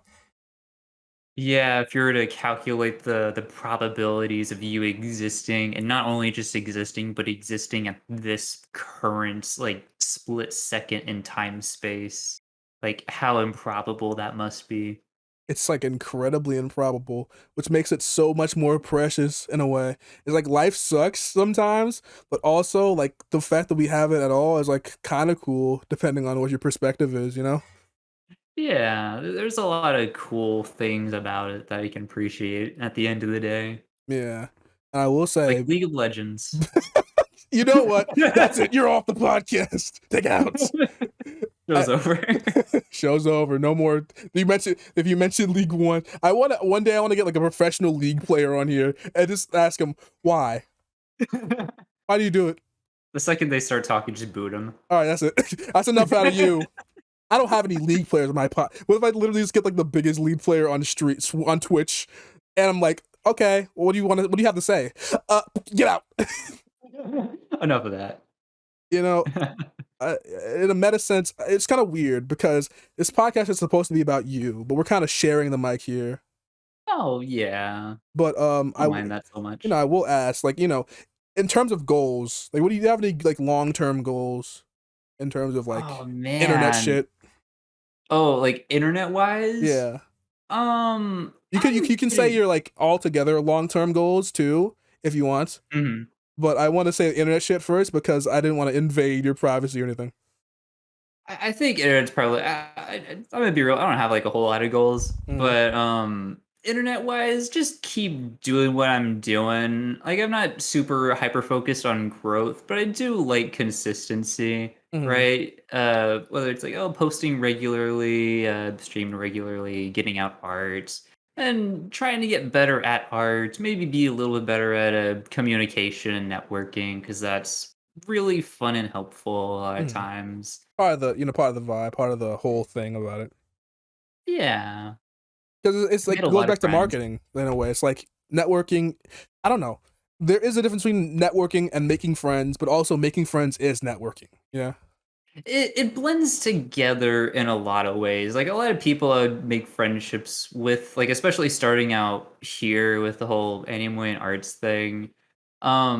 A lot of it was just kind of strictly friend based, but then evolved into like more professional level networking, and then vice versa sometimes. Mm. Uh, if it happens, it happens. You know, it's just kind of how it It is is. what it It is is. what it is. I will say, like, to even be on this podcast. I mean, obviously we're on like a a more friendly level, but Yeah. I did start it off this podcast with a Twitter DM that was it's kind of professional, at least to the best of my ability currently. And Mhm. that it always feels so awkward to me because I feel like I'm, obviously, being professional is like it's like forcing like for me it's like forcing a raccoon into a suit. Like it doesn't feel right. Yeah, I get what you mean, yeah. But Especially to be that first person to, like, reach out, yeah, yeah, it it's feels like you're being very, like very intimidating. it's like Like, "Oh, am I being too I'm pushy asking or for am I being something. I weird?" gotta be really polite. Yeah, no, I feel that. But I mean, you probably had to deal with that as an artist. Like, oh, commissions, like, okay, we're business here. I'm gonna draw you something, and you give me money in return. That is our business extent of our business relationship, and that's fine. Yes. It's like if you're working at a place, we're not gonna say, "Oh, hi, how are you doing?" Before you clock in. Like, okay, let me clock in first, and then you can tell me how your day is because I want my money. Mhm, mhm. Yeah, I get that. It's like you won't say no to saying how your day was, but I got to get my stuff done first. That's the main thing. Priorities, right? Yeah. Yeah. It's a very strange part because on the internet, especially I'm sorry for bringing the V word back up, but yeah, VTubers, right? I always see these stories of us because especially it's like the anime character thing. Oh, yeah. That is where people like, especially people who are like, I don't want to be like mean because it's gonna Mhm. sound rude, but like people who actually have have an issue with like differentiating reality from like fiction, and people like who are not doing like well emotionally or mentally at a point, right? Mhm. People can have this like view of people that's like, okay, this is a character, even though this is a real person behind the screen. You don't have that like mental state to say, okay, I have this differentiation. It's like that takes a little bit extra effort to say that, you know? So people have this point where it's like, okay, you're my best friend because I gave you thousands of dollars. It's like, no, we don't know each other. You just gave me money. Essentially, Oh it's like yeah, you're my boss. It's like give me a tip because I'm a waitress. All right. getting into like that. What is it? Extra personal relationships. Yeah, like what's it called, parasocial or whatever. Parasocial. Yeah, yeah. It's Those are weird. I've yeah, had like a few of those, which was a little bit surprising. I've had like some really weird experiences with really. those. Yeah. Um, there was one artist that like I befriended like really early on who turned out to be like super huge. And like that really intimidated me early on, but obviously it kind of like recognized, oh, they're just a person, Yeah, right? they're just And another we're still like human. good friends to this day. And it's funny how that played out. Yeah. But I mean, why'd you cut that's out? Why'd probably you burn the the bridge? best You case know why? scenario. What's the point of burning a bridge? Yeah, exactly, exactly. That's the one of the better outcomes that could be achieved, but most of the times it's not as nice. Yeah, it is really like, you know, uh, it's just so weird because like at this point, yeah, I've met people who are like quote unquote big because because I'm trying to like. I know, like I feel like I'm at least getting a little better at like not caring about followers. I never was like a Oh horrible yeah. person before. Like, oh man, I don't have enough subscribers. But It's you something know, you notice, it's you something know? like you like have in the back of your brain, like it's like eating at you a little bit. Like, oh, I could be bigger right now, right? And Mhm. you have someone who is bigger, and it's not like, you know, they're different person necessarily. And if they're acting all different, then I don't think I want to be friends with them because that means they have like a Honestly, yeah. superiority complex or something. Like, okay, it's because you have 15 more numbers than I do doesn't mean I'm like, or I'm lesser, you know? I've had a lot of, like, really good experiences with, other VTubers that have, like, pretty big followings by comparison. Mhm. All very nice people. As long as someone's humble and as long as you like you know, vibe with them, I'm glad I hope, you know, because if you know, just as because if someone just like has a big head about something, right? Like, Oh, yeah. but if they're being like full, like you can have a big head as long as you're like joking about it, right? Like certain people are like, oh yeah, I have so much more subscribers than you, but they're like kidding, right? They're like, oh, this doesn't mean bullshit, but I'm like doing it as a gag, right? And there's some people who like genuinely are like it's just to me, it's like weird comparison, like Drake, right? Drake fans are like, I don't please, okay, I don't want to talk down the Drake fans too much because first of all, everyone's a Drake fan, and second of all, they're ravenous, so they'll eat me alive. But people who who are who stand Drake. Every Yes. time someone brings up him being lesser than somebody or being not being as good in the terms of like any kind of sense artistically, you know, you know, any kind of sense, they're always like, but Mhm. he does numbers though. What does that matter? Who gives like okay, like Michael Jackson has the best-selling album of all time. That is Thriller with like 45 million or some shit. I don't know, some ridiculous number. But the end of the day, you don't hear everyone listening to Thriller every day just because it's the most best-selling album of all time. Right. Yeah, you just hear like, okay, Michael Jackson is a legendary artist. He had his time. He passed away, and new artists are picking up the mantle or doing whatever they do. You know, it's how life goes. It's saying so after eventually those numbers will not matter. Honestly, yeah, and that's one thing that I guess, like, makes a lot of content creators uncomfortable, but, like, eventually you're gonna maybe, like, not Not fall out of die. relevance, but, like, things are gonna die down for you eventually, and that's kinda like the life cycle of things, right? Things Yeah. eventually come to an end. There's no reason to freak out so much about that. As long as you're having a good time, that's all that matters. I think the main thing about it is that people use like these social media platforms as their livelihood, and that's the scariest thing because you know Oh, yeah. the thing is like it's so like a double-edged sword because these actually are like dream jobs for some people, you know, some people who just like never thought they could do anything else in their life. I'm like, okay, if you have these skills and you are good at them, then please, like, you know, have a job you enjoy, you know, like because it's hard enough to get a job you enjoy in the, you know, world out there. It's rough. Oh, absolutely, yeah. But there's also the double-edged side of saying, okay, you got to realize that this is the internet. Like, you're not, first of all, you're not gifted anything. Like, this is not like a job where you can have a consistent income. You're basically freelance at best. At worst, you're Mhm. unemployed. um, you're basically like this, you're like one worker in a tidal wave. Like, obviously, in the job market, you're like one worker in a fucking tidal wave basically, but like in this case it's like a gigantic like super tidal wave. Everyone's doing the same thing. You're trying to get attention, you're trying to grab someone's attention, you're trying to kidnap their attention. That's for real. Mhm. It's just so hard to keep someone's attention.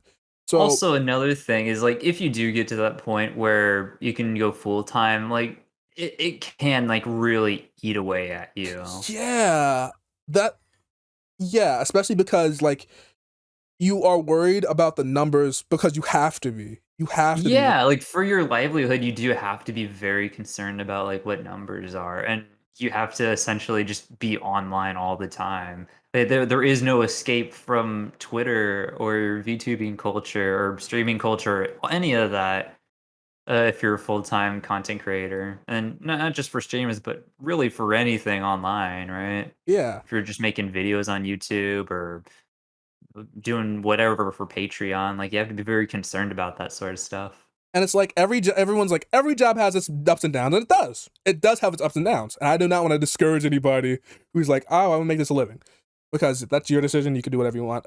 I mean, but in my case, I like mentally, I would say like this online thing is the absolute like worst thing you could do for your mental health. Like staying inside and like editing videos all day, for instance. Like Yeah, I used to love editing, and I still kind of do. Like it's kind of like therapeutic in a way, but it's like me too. after a certain point, it's like you're just sitting in a dark room doing nothing besides looking at video footage all day. It's like, yeah, that's a cool job for some people, and I do like the what's it called, the cycle of it, the routine.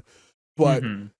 doing that and like going through this routine of saying, all right, video, look at how it does. Oh, I'm not making rent. Find more sponsors. Oh, look at Twitter, get depressed. Video, it's like that's not good for your mental health, especially if you're not going outside or doing anything like interacting with people. Like you're just staying as a shut in. I Oh, don't know. yeah, and there's a lot of, like, psychological effects too, just from the sheer fact that you're doing the same thing like you usually do, except it's for work now. Yeah, that's like the main thing. It's like the fun is away because it's not a hobby anymore. It's like Yeah, I mean, if I was, like, doing full-time art, I don't know if I would hate art entirely, but it would definitely change my attitudes and approach to it. yeah, I don't know. I feel like too many people are like have this. I don't know.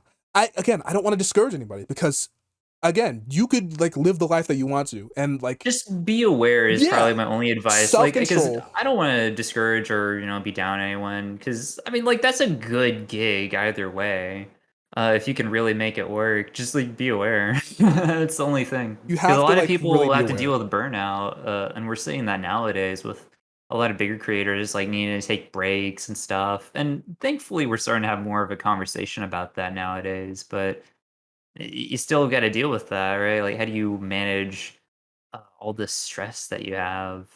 Yeah, especially because like online and it's kind of it was all subtle and it's also not subtle in the way that Yeah. online stuff has changed, where it used to be like, okay, you make the video, you get the ad revenue, you just do that again. Now it's like, Mhm. okay, video sponsor. Oh no, my video got taken down, my channel got taken down. Okay, I have to go on Twitter, I have to go post this video. Oh, I have to go collab with this guy. Oh, I have to do this and that. Oh, this video game's out. I gotta go buy the video game so I have the views because the SEO stuff, and I don't get to play the video game soon enough. Then that means other people get the views. And if I don't get the views, then that means I'll lose my rent. So I have to like it's like so it's stressful. It's become a from being fun videos. I'm making fun videos for my friends, and I'm glad to see people laugh. To oh god, I'm producing an entire like movie worth of content tomorrow. Oh god, Yeah, and obviously, like, I'm not doing anything full time, but I still, like, get moments like that too. Like, there'd be times when I'd be picking out a game that I can play on stream, and game nights for me are supposed to be like this chill, like, oh, I'm not gonna be doing any drawing, I'm just gonna be hanging out with people. But I still need to pick a game that I don't like absolutely suck at, and something that I can also read chat and understand that I can be entertaining while playing. Yeah, it's like It's a weird you balance. gotta like have because that's like one of the things. It's like when I tried to play Snatcher, my favorite games on stream, I realized that that's not a good stream game, terrible stream game. Because Yeah. it's like a text adventure, you got to read it out, and you can't really read chat at the same time. Also, it's not like it's like a super obscure game relatively to like I don't know Danganronpa. That's another adventure game, right? It's a much more of a slow burn, Very slow burn right? too. Yeah. You're Yeah, just kind of like reading stuff. and And plus it's like based on Blade Runner, which is not the most popular movie already. Like, yeah. It's like certain yeah. games that you love, you have to put in the back. You have to. It's compromise. That's why I've always said about online. It's compromise, full of compromises, and that's like, you know, you got to be like aware of that. For sure, for sure. But aside from that, what do you think about video essays? I like okay. I got my talons into video essays around like 2015, 2016. I thought they were cool. Did you? Okay, But wait, hold up. Did you watch Captain Christian? no, I haven't. Oh, he was like oh, he's the progenitor. He's like the main dude. Are you for real? Really? Well, I remember like there's a certain like style that everyone is influenced off of, like with that smooth editing and amazing transitions, like After Effects porn, basically. Like, yeah, Captain Christian was like the 5-minute videos. He's basically like the video game donkey of like modern video editors. I mean, no, yeah, modern video essayists. It's like, okay, he did his short stuff. He made these topics that people really liked. He was very passionate about what he says. He has a signature style and like signature like editing style. It's like, Mhm. and then he got really popular, and now he doesn't make videos often because I'm sure he's doing some like guide to your work in the movie industry or something. Yeah, that's amazing. I Yeah. haven't seen their stuff. I haven't been paying attention to a whole lot of like video essay stuff recently because obviously like I need something to listen to the background while I'm drawing like back then, right? Mhm. 2015, 2016. So I found people like Joseph Anderson who made like 2 hour long videos I wouldn't have to like click off of every like 10 to 15 minutes. I just put that on and like draw for a couple hours. So my introduction was with video essays, but then it became like video game analysis. I got really into that and I followed most of the big creators in that for a while and still do on occasion. Like H Bomber Um guy, H Bomber guy, yeah, that kind of Fallout stuff. 3. H Bomber guy's really cool. Even if they don't do video game stuff anymore, they're still a very interesting personality and they cover a lot of cool topics usually. I meant to ask this way earlier, but what is your pronoun? So we just have this for posterity. Um any pronouns are fine. Okay, thank you. I should have asked that way earlier, but I genuinely forgot. Ah, nah. What are your pronouns? I'm more of he them. All right, cool, cool. So any pronouns work. Got it. Yeah. I'll put that in the description. That's meta. I'm sorry for being meta. I took you out of it. Oh, sorry, listener. You've ruined my This is a immersion. podcast. Oh no. Well, you can keep going about the various types of video essayists you like. Chris Davis is another really good one. Civi 11 does exclusively first Yo, person shooters. I think yo. that's kind of funny. Also very good personality. They cover a lot of cool games that like I don't know anything about, which is a little bit rare. So it's cool to see them kind of go through that. Who I else? love Civi. I was gonna say like that's like the best. I watched like all of their videos. Oh yeah, I binged like most of their stuff. Really cool. Yeah, FPS guy. If you don't have any more, I could really just go into Civi because I really like want to talk about boomer shooters for a second. I do love boomer shooters. Let's talk about Quake now. Yeah, Quake's such a fun game. Dude, you know what's so cool about Quake is that like first of all, for 1996, it's like simultaneously like of the time and ahead of its time. It's like everyone was doing Doom, right? Like, oh, we know how to do Doom now. That's crazy. And then they do like see this shit, like, whoa, what is that? I used to think that because I play like most of the id games at this point. I used to think that Quake was so overrated because Doom exists. Can you believe fucking Yeah, Doom? Doom. I was like really hardcore Doom fanboy, and everyone's like, "Oh, but Quake is just like a better Doom." I'm like, yeah, right. And then I play Quake for the first time, and I'm like, "Oh, yeah, some It, points there, my friends." this actually is better Doom. You know, It is just you a know, better. Well, it's just 3D Doom. That's all it no, it basically is. is. You wanted to know how I found out how Quake was better? Oh, In my opinion. Well, at least better than I don't know. I like Doom 1 better than Doom 2, so Quake fits in the middle of them too. Um But the first time I played Quake, which was on like a random, I think I don't know where I found about Dark Places, but like I got the Steam version and I modded it with the source port, whatever, which everyone does. You can't play Doom raw. You got to play like one of the source ports of Doom, right? Like GZ Doom. Yeah, GZ Doom, or like, well, you could play Crispy Doom or Chocolate Doom if you want to. But, all those different ones. But whenever I played it for the first time, I was like, "Where's the pistol? There's no pistol. They start you off with a shotgun." I'm like, "This game is perfect." There's no need for the crappy, dinky-ass pistol. Just start off with a shotgun and keep going from there. You have to... That's all you need. Yes. Oh, my God. Man, I feel bad, though. The copy that I played, I didn't realize this until after I finished the game and, like, saw some people talking about it on Reddit. But that game has a soundtrack done by Nine Inch Nails, and I had no idea, because the version I got had no music. It was because, okay, I think the Steam version doesn't have it licensed, and I modded the Steam version, so I always thought that Quake was solid. I'm like, okay, that's cool. But when I added the music on, I'm like, what happened? Because they had the recent version for, on Steam, they updated it, so I tried playing that. I'm like, when they have music for Quake, did they just make that? I'm like, oh, they had it the entire time. Because I heard, like, it had the soundtrack for Trent Reznor. I knew it was there. Boat here. Yeah, because I knew it was there, but I didn't. Oh, I guess it's not in this version or whatever. Or I guess like they must like. I don't know what I thought, because like when I heard it, I was like confused. I don't know.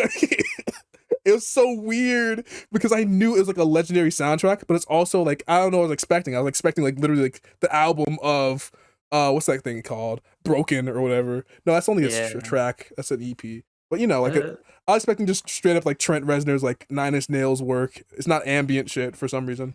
Yeah, I was playing through the game and I was remembering all like the cool Doom music, like all the metal riffs and guitars and stuff. And I was playing through Quake and it's like, why is it so quiet? Like it's weirdly atmospheric and kind of cool, but also like I want my damn music for shooting zombie things, right?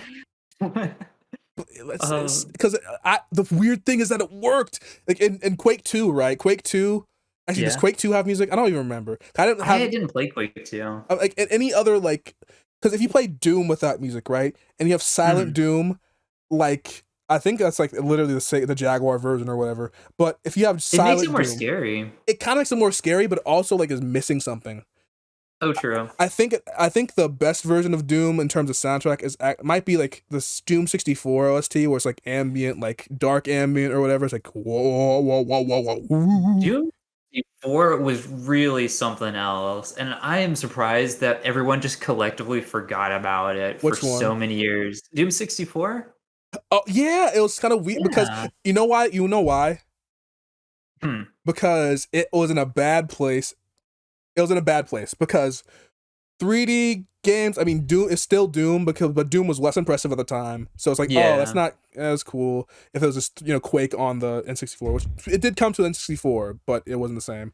Also, it was on the N64 as an FPS, which it's not good.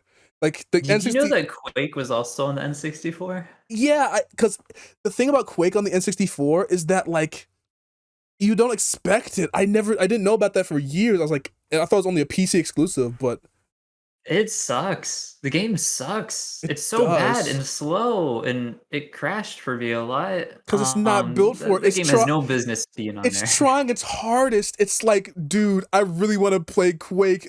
I have to use this crappy N64 version because I'm desperate. I just want to play Quake, and you're like, you get what you pay for, really. Yeah, never doing that again. That was awful, man. I might as well just been playing Daikatana at that point. Like it was bad. Oh god, Daikatana, that's grody as hell. What an ugly game. Like this is the only way you can describe it. Like it's just muddy and gross. It has no visual style to it. Like it resembles like mud.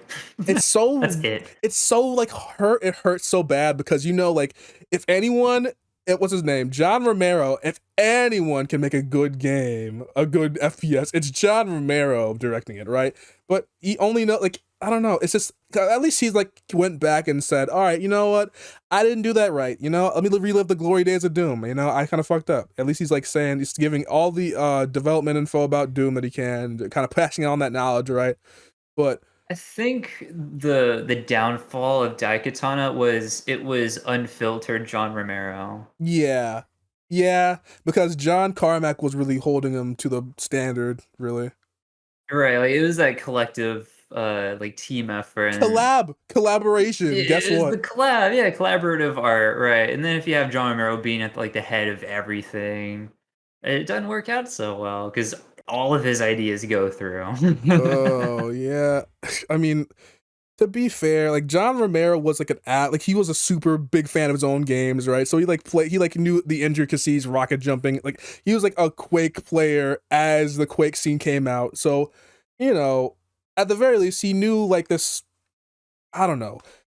I find that kind of like it makes me kind of like weirdly happy knowing that a creator can enjoy their game with like people who like consumers that much, Mhm.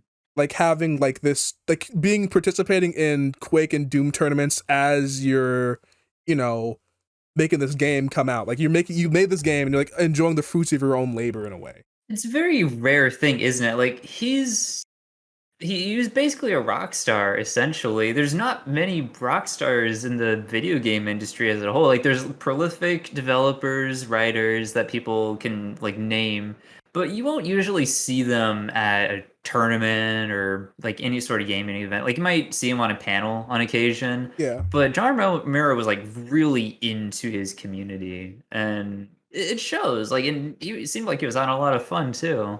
It's kind of like I'm trying to think of those and like I think of obviously like Miyamoto. We all know that. Yeah. That's like video games grandpa at this point. uh Kojima, you know, Kojima is just like basically an auteur creator, basically the, you know, the Kubrick of video games at this point. You know, no one like his That style. sounds very pretentious, but, like, you're right. It really, like, what can I say? He really is. Like, he fits all the molds. He has his own distinct style. Like, everyone like points to him as like influence. Like, it's yeah, like yeah, he's a Kubrick of video He games. earned it at He this did earn point, it, especially yeah. with Death Stranding not being a total trash fire and being good, depending on who you ask. I haven't played it yet, so I'm gonna play it. I was worried what It, people would have, it could have went said about off. Death Stranding. It could have been like terrible, but at least it's a playable game that's like well done relatively. So you know, The worst thing I hear about people who, like, play Death Stranding, like, from people who stop playing is like, "Oh, I got tired of walking so much." If that's, like, the worst thing about the game, that that's probably, like, okay for yeah, criticism, right? It yeah, like must a not be, like, a terrible game. like, oh no, your game's fucking sucks. I'm walking too much. Like, okay, at least my game's not breaking.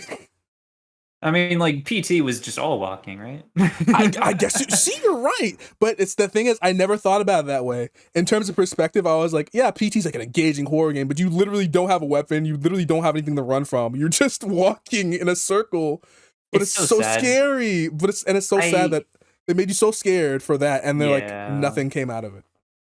I am a really huge, survival horror buff, and the sad thing is survival horror, I'm convinced, is completely, like, dead in the water At least in because the it's mainstream. at least in the mainstream, right? But most I think even, like, indie stuff too, you don't Yeah, they're having see a hard anything like time. Silent Hill or Resident Evil coming out. They're trying. I will say there are like so many demos on like itch.io that are trying their hardest to be like There's a Silent Hill. couple that are pretty, like, promising, but until they start, like, coming out and start, like, getting a little bit more relevant, I probably won't look into many of them.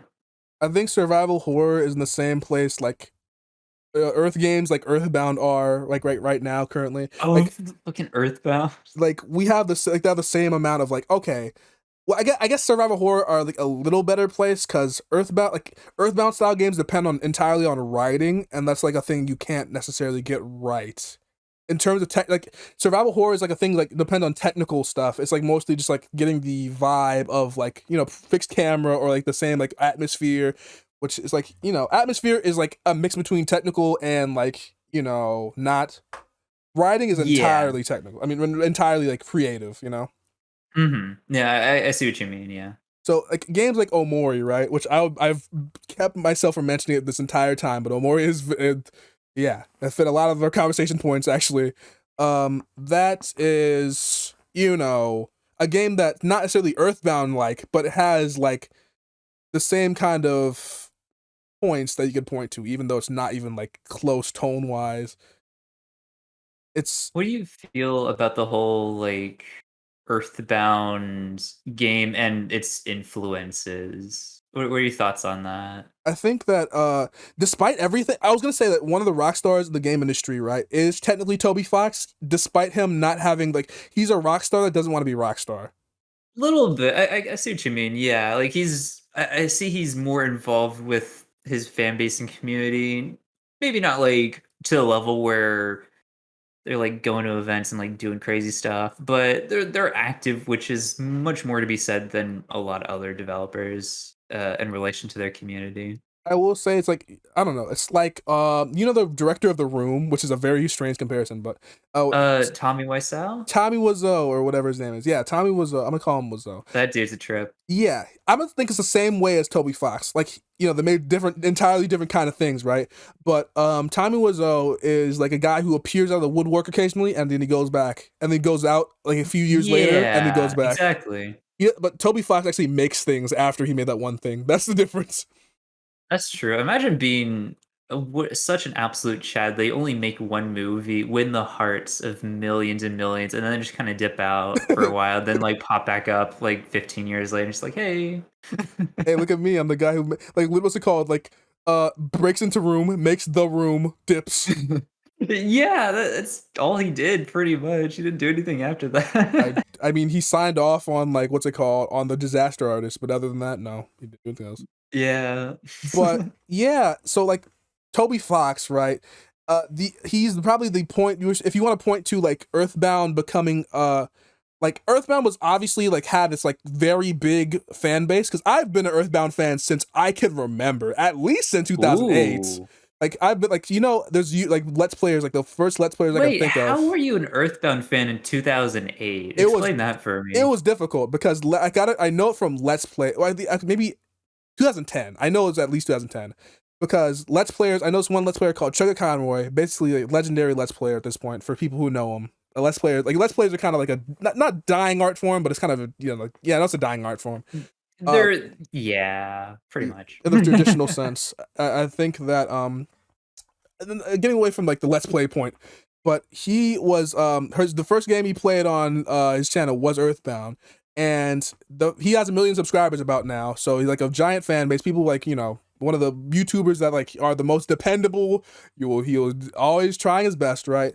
So obviously the work ethic of him has led to his more popularity, and people always are going back to see what did he start with? What was the first game he played? And when he was like 18, he started recording himself playing Earthbound, and that was basically just like Earthbound had this massive like subculture to it even from then.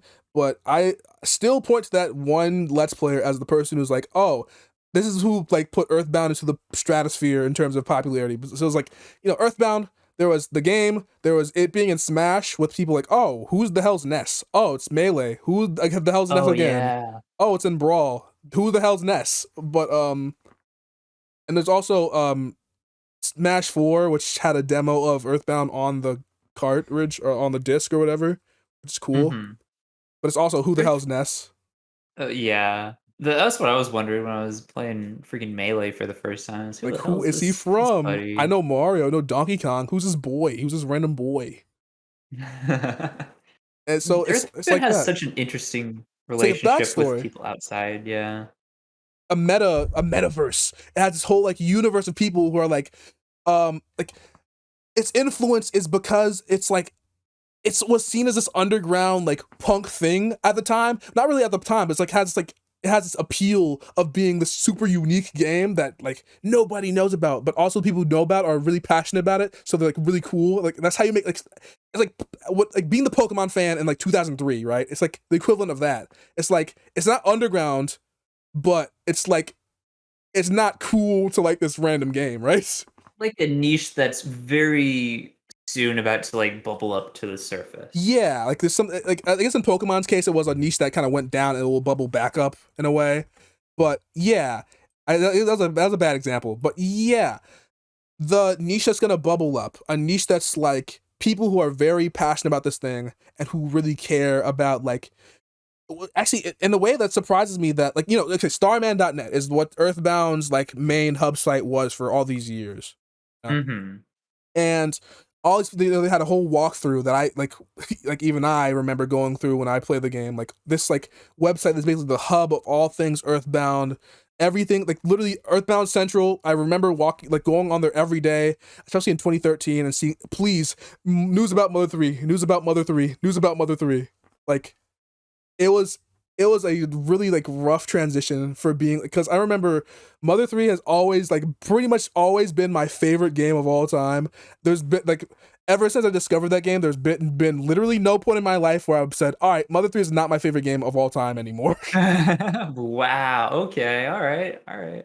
That's So saying something. yeah, it's one of the absolute like I feel like that's one of the greatest pieces of art of all time, despite everything, because it is one of the masterpieces of video gaming in general, because the storyline and the way it matches with comedy and gameplay and characters, and it's like it's like squeezing out creativity from every orifice on the body. It's The amazing. Citizen Kane of JRPGs. It is. What is a better? It's like the Pulp Fiction of RPGs. Oh damn. Actually, if you think about structure-wise, it probably is the Pulp Fiction of RPGs because it has chapters and shit. So Oh, maybe. that the time skip thing too. I'm gonna tell you when. I guess Dragon Quest would be the Citizen Kane. Yeah, because it has. Well, I guess Dragon Quest would be like the what's the early like? It'll be like the Silent film. yeah. What am I trying to say? You know how Disney says they're the first like to make an animated feature film, but they're really not. But they basically are. They might as well be. Yeah, like the Snow White of JRPGs. It's like there were before you, but no, you're basically the first one. No one knows what freaking wizardry is. Like who knows yeah, wizardry? Dragon It's Quest. Dragon Quest. I mean, okay, funny thing about Dragon Quest is like it is actually one of the few points we can actually say and point to that's like, okay, that's where the genre started. Like you did it. You started the genre. It is funny because they got their hands on a copy of like D&D. Somehow they managed to translate that into Japanese, and they're like, "Oh, this game's fun. Let's turn that into a video game." And They they just were did like, that. yeah, That was it. But the thing about that is that there were people who like played it before. I think the Black Onyx is like another game that technically had it before, but the reason that it was like the first JRPG is firstly because it was 1986 and no one had the time to even consider making like games with level systems yet. Yeah. And other than that, they were the people who were said what's it called? They had to make it for the Famicom, so they had to make it simplistic, which is kind of like differentiating between the genre. It's like, okay, we have to use these specific like constraints to make this game the way it is. That's what makes it a JRPG. But in terms of Earthbound, I gotta focus. That's what I always do. Earthbound ADD and its brain. influence. Yeah. Earthbound and its influences. Like everything that Earthbound touches has become a thing that's like full of joy. Except Yick. Yick is probably one of my most hated games. Oh my god. One of my most hated games. Watching you play through that. I have to play more of it because what makes me so angry at it is that it's Earthbound had this perfect track record of being full of like perfect like games like what's it called, like everyone's like Undertale's so good, Undertale changed my life. It's like yes, Earthbound did this. Lisa, I played Lisa, I love Lisa. Oh man, oh yeah, I think Omori came out after Yick, but still, Omori, oh man, Omori is one of the best games I ever played. I really obsessed about it now. Like yes, and then Yick comes out and it hyped me up too, and it's like oh no, it had the poor nerve to make me hyped about it, and then it comes out and it's like this. I can't say dumpster fire is like too like typical, but it really is. It's like something you have to watch to believe. It's like it's not like the word. It's like it makes me annoyed because it's not. It has so much potential. Ugh. But anyway, aside from that one game that like poisoned the Earthbound tank, every other game is like this like love letter to like video games and like everything art or whatever, and it's like this like making this game trying to be as like good as it can be. Every person who's been influenced by Earthbound is like, man, I want to make something really good. You know, it's not like you'd be influenced by like I don't know, fucking Isn't that what, like, the best thing you can do as an artist to Yes, make one thing or like several things even, but they're so good that they can inspire other people to create like even more awesome stuff, or at least stuff that's on absolutely. par with it. 100%. That's what like the main appeal of Earthbound is, and its fan base is like people who like shit. I gotta make something that good. You know, every time like you like Yeah. that's the main magic of it, and that's what I think that people like of people who are making these stupid like I hate Twitter. I think you know that I hate Twitter. um, Mhm. but Me too, me too. the stupid like meme that's like the quirky Earthbound RPG when they're like 3 or 4 of them. They're like literally like, less than 10 of them in existence. Like the nerve of people to like say like it's a typical like thing when it's not, and discourage people of making this like thing. Like this is like absolute pure love. Even Yick, I could see had love somewhere in the depths of its like really pretentious self. Even Yick had love at like the Oh, center hey, of it, you know? think of it like this: the person who made Yick, like, they were so inspired and, like, wanted to put something out there that they, like, made a game we didn't. Yeah, Like, the definitely. person that made Yick can say that they made a game, That's so, definitely like, they did true. something. What I want, I again, what I always love about Yick is that I want them to make a master. They are so close, and I'm telling you, they're like right there. Because when I It's in saw early Yick, access, right? no, Yick is completed. That's the weirdest thing. Oh, I ouch. ouch, Ouch. oof. I thought it was an early access game when I watched Shoot, it. I thought I when I played it, I thought it was too. But But hey, Yick 2. whenever if they make another game and they take all this stuff that they learn from this, all the name calling and the criticism and all the pretentious name calling, like, you're pretentious and you're a hipster and you suck. If you go and make that pain or on the inspirations into a creative experience and into a game that's improved, they could easily make one of my favorite games of all time. I'm serious. You That's know what what's you so should do? painful. Boy, You should, like, write to them. I need to invite them on the podcast. I need to invite Yeah, have them on the I need to like podcast. have this is why I need like I don't need a fan base for fucking Switch money or some shit. I need a fan base to annoy people into talking to me. Yeah, no, To absolutely, like, absolutely. I'm just saying that, you know, a person DM like you know how Kid Cudi, you know Kid Cudi as an artist, right? You've heard of him at Uh, least. no. Okay, Kid Cudi is a rapper who you know, is very beloved with his like fan base because he talks deeply about his depression, drug use, all this stuff. And the way he got signed was he met Kanye West in a random like I think it was a clothing store, and he What? basically annoyed him into like taking his mixtape. And Kanye was like, "Hey, wait a second, that's actually pretty good." And then he's like, "Okay, let me get him signed. This is actually really good." Those are the best stories right there. Yeah, it's like you wouldn't expect that the work is like is a long shot, and you thought he could like annoy the fuck out of him, but actually, the thing is, the worst they could say is no. Even though it's not the worst they could say, the worst they could say is no. You. you, you. So if I ask Hideo Kojima for an interview right now, the worst they could say is, well, not respond. But other than that, you know, no. That hurts more, man, when they don't even respond. I mean, if they don't respond, just pretend it didn't happen. Easy. That's true, you'd just be like, "Oh, they didn't see it. They definitely didn't see If they it," say whereas they if they say totally you, did.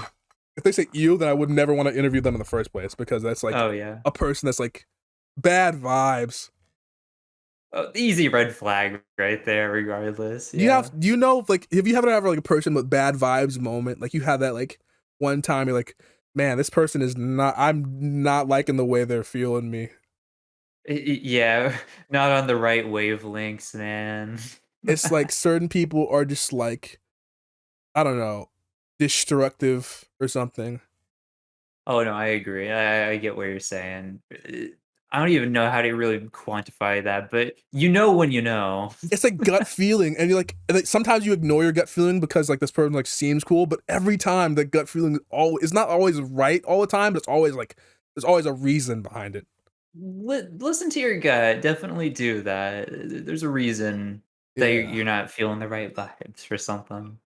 Oh, it was yeah. But anyway, finally, just Earthbound is just like a love game. Love all together, and it's a game that makes you smile and it makes you. You know what? I'm so fucking sensitive when it comes to art. I value art a lot emotionally. People don't think Mhm. about art emotionally enough. People think about art in this like weird objective way, like, oh, this has like it's just bad objectively. The mixing is terrible. That Oh, annoys me to yeah. no end. Just ignore how and what every and like I said before, every time someone makes a video essay, I mean it's an essay, right? So it's like has this like Uh-huh. clinical like almost what's the word for school, like academic view of everything, right? Mhm. You have to prove your point and get out. But I think that the main thing about YouTube is that you don't have to be academic. Is that you could be emotional. You could be really like stupid and whatever the fuck, you know? Remember back in like the 2000, like early 2010s, late 2000s era of YouTube when video essays just like weren't a thing. Yeah. If you wanted any sort of like content that was slightly analytical, it was Angry Video Game Nerd. Oh my And god, you're right. he doesn't have like a very analytical, like he still reviews the game, of course. He has a lot of bits and stuff. But he doesn't have like a very analytical way of doing it. It's just genuine and like unfiltered feelings, essentially. Yeah, it's like, oh, no continues. This game's a tank of ass. Because games with no continues are a tank of ass. Yeah, I kind of miss that in reviews slash analysis, or it's just very like blunt in its presentation. Yeah, it's like, what's it called? Because the whole gag was basically just like, oh yeah, no one cares about these games anymore. Some guy just ranting about random games, right? Hmm. So you might as well just like lean it. That's what the thing about that is that everyone tried to copy him at some point and they forgot like the genuine emotion. That's how you can tell someone who's like not fucking like someone who's like trying to be someone else. You could feel like genuine emotion from someone who cares about something, and then you could just like see you could feel someone who's like kind of derivative. You can just feel it, you know? Insert angry video game man reviewer who destroys their copy of the video game at the end. Oh my god, every time. Every time. One of my favorites was the Happy Video Game Nerd, right? That was one of the He was kind of cool, yeah. He had like a very unique take on things. and what makes me have faith in humanity is that all out of all of AVGN clones, that is one of the ones that lasts the longest because he has a new channel, Stop Skeletons from Fighting, basically. Yeah. And then he now reviews like really niche, like cool, obscure ports of games that deserve more love. And I'm like, this is what I want to see more of, and this is why he survived for so long, because not copying someone else's style and he didn't get views for it. It's that he loved video games and he wants to talk about it, and that format just randomly fit. So he started making videos and people fucked with it. So it's like, well, might as well keep going. I got some time, so I'm. For sure. He definitely brings a lot of unique things to the table. He was my first introduction to Sweet Home, the NES game, and I Oh played that yeah. afterwards. Really fun, and I would not have known about it back then, without him doing that video on it, because it was still there's like a fan translation out, but this is kind of like in the infancy of information around like emulating stuff. Hmm. Really cool. Like way before something like RetroArch was out, right? It's like, Oh yeah. yeah. Big time, big time. God, it's such a different like. 'Cause I remember like Mother 3, right? I had the tomato fan translation. I didn't know how to patch something, so I just had to ask like, excuse me, family members, like, I didn't know how I didn't know how emulations work. I didn't have like my own computer back then, so I just had to Mhm. like pray that it got released on the console, or just like watch videos on it constantly, and just like Yeah. or like borrow someone's computer and then play their emulator. And I remember distinctly it being Virtual Boy Advance. I don't know why I brought that up, but it was. I love Virtual Boy Or no, Advance. Visual Boy, sorry. Oh, never But mind. I love the Virtual Boy though. The Virtual Boy is pretty cool. Uh, Actually, do you have an opinion about the Virtual Boy console itself? Like, do you have a specific opinion? I think it's just neat. I think it's funny how we came back to having consoles on our face. It's like they're I'm kind of like ahead of their time in a way, isn't they? they were really ahead of time. Like they tried doing the 3D thing back in the late 80s, right? Maybe like early 90s. It would not it would Wow. be like a at least like 7+ years before like 3D graphics were commonplace in video games, and they were trying to do that back then. Well, I Um, mean, there's a difference between 3D graphics and 3D glasses. oh, it was both of them. I guess, Well, yeah, yeah, sure. it was a Yeah, I guess little you're right. It's weird. like in between, like it's like because they try to do 3D, but it's like 3D depth wise and three because they had the wireframe games, right? Like the weird, Yeah. yeah, it's fucking weird. Isn't it kind of weird that the 3D they used for Virtual Boy was essentially just what they would eventually go to do with the 3DS? Like in a way, I think the thing Yeah. the Virtual Boy is like red and black. That's the main issue. But otherwise, Oh, well, yeah, due to like hardware limitations, but essentially it's the same thing. yeah, honestly, because I mean, like 3D is 3D, like because there's just two different visuals in your eye, and it makes it pop out. That's basically it. Mhm. That's And pretty much what the goggles are. talking about influential things, the Virtual Boy, like beyond its time, it only had like 20 something games, but it really was influential in terms of what Nintendo wanted to do. It's one of those rare things where they were too ahead of their time to be successful, Yeah, it's like the which Scarab car or unfortunately. something. That's a very obscure reference. I don't know But why. also, if they never existed, that probably would have changed how we would have visualized 3D games, like, much later on, right? Like, they Yeah, needed to fail for everything else to develop in a weird we got way. lucky. We got lucky that Nintendo was in a big enough like they were just coming out of Monopoly stage, so they had money to waste. They can just burn on that, yeah. I mean, I will say I will still defend the Virtual Boy 2, not the grave. It's not that good, but I will say that it had some good ass games. Besides Virtual Boy Wario Land, everyone says that's the magnum opus. There's other good games. Uh, Freaking Mario Tennis. if we're mentioning a lot of creators today, I recommend Jeremy Parrish's Virtual Boy works very much because that is covers every Virtual Boy game ever released, at least officially, and Mhm. it basically gives you like this whole timeline of like the library and like what like a context to it, and it's like, and there's a book version by the way. I might buy that book, but Ooh, yeah, nice. it's based on I a like book books. actually. It's hardcover. It's really thick hardcover, like a perfect coffee table book. I love those.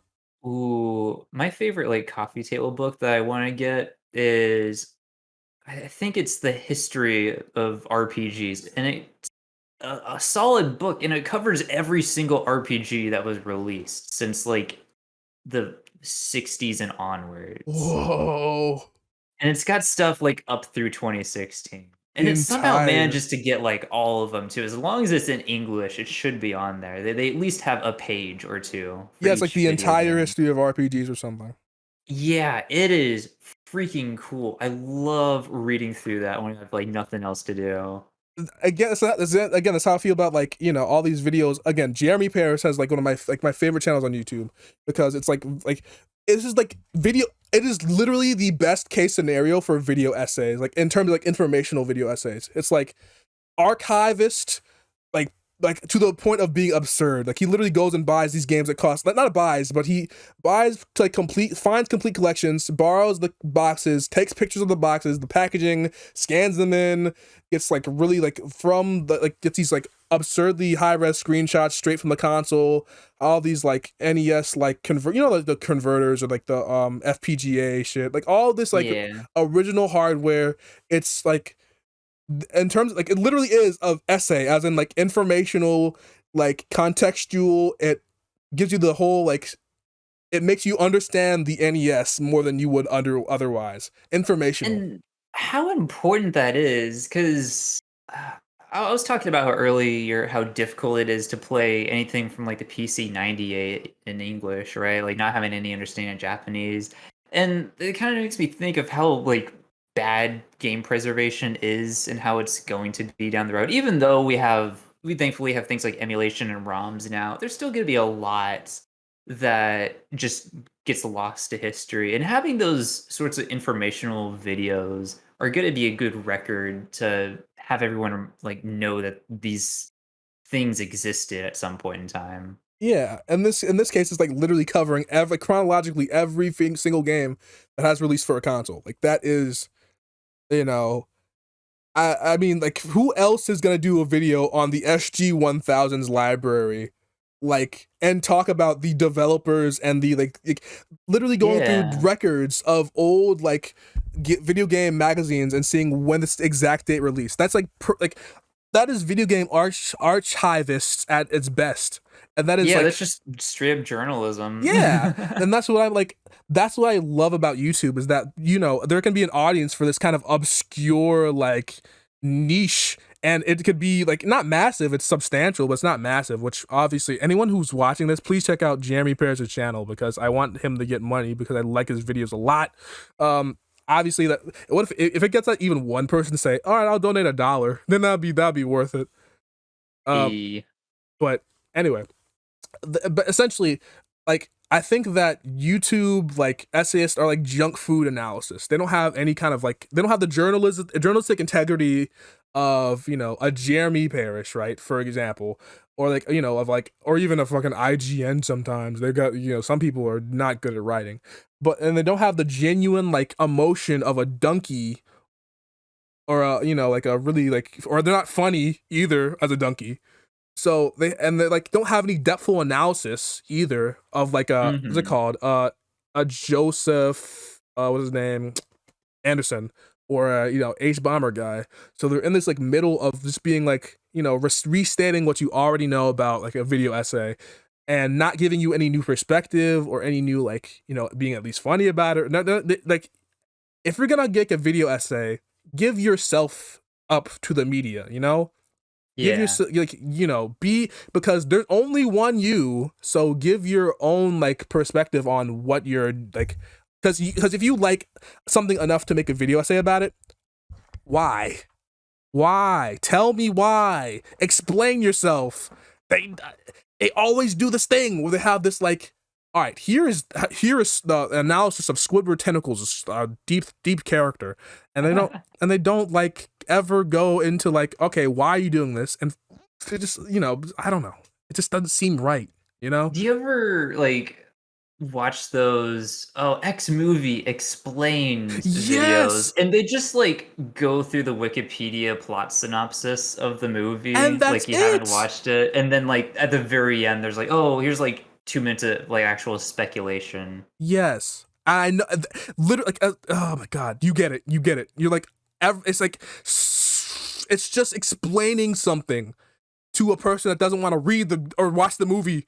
Like every time I watch something and there's like a video like X explained, I'm like I will always avoid it because I'm like Oh, me too. I want to have my, even if it's wrong, I want to have my preconceptions. Like there's like this one movie by Charlie Kaufman called I think of ending things. What's it called? I'm thinking of ending Oh, things. yeah, yeah. That's a good example of a movie that, like, I would finish and then probably seek out. It's like, "Oh, what did other people think about this ending?" Because there's a lot of weird stuff. Yeah, but I think it's like There's, in like between. It's like I yeah. want to see because I will say seeking on that particular case, seeking out that movie did me give me better understanding of the ending, but also kind of like it didn't ruin the thing, but it like made me like it demystified it for me because it was just like Oh, yeah, no, I get that too, especially 'cause, I didn't understand a lot of the references that that movie had, mhm. and once those were made apparent, it did really demystify it where it's like, "Oh, okay, I'm not gonna spoil it," but it made things very much more matter of fact and plain Yeah, it's rather like than, like, adding sort of atmosphere.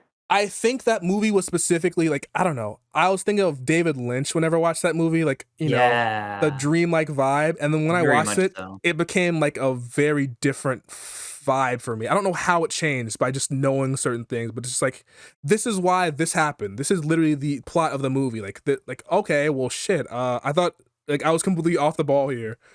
Yeah, I'd read, like, the what the ending is supposed to be, and then it's like, "Oh, that's it?" Yeah. It's not like, oh, this is like bad. And it made a lot of sense in context. And I still do respect the movie in terms of like, the artistry and I loved like the writing and all of that. But it's like knowing that that's the point that of the movie, it's like, it's like certain movies can have this, like, I don't know. Like certain movies, I don't think any like movie should have an explained video, like, oh, it's just like this explained. Like you can have that, and there's a market for that. Like, I want to have my answers, right?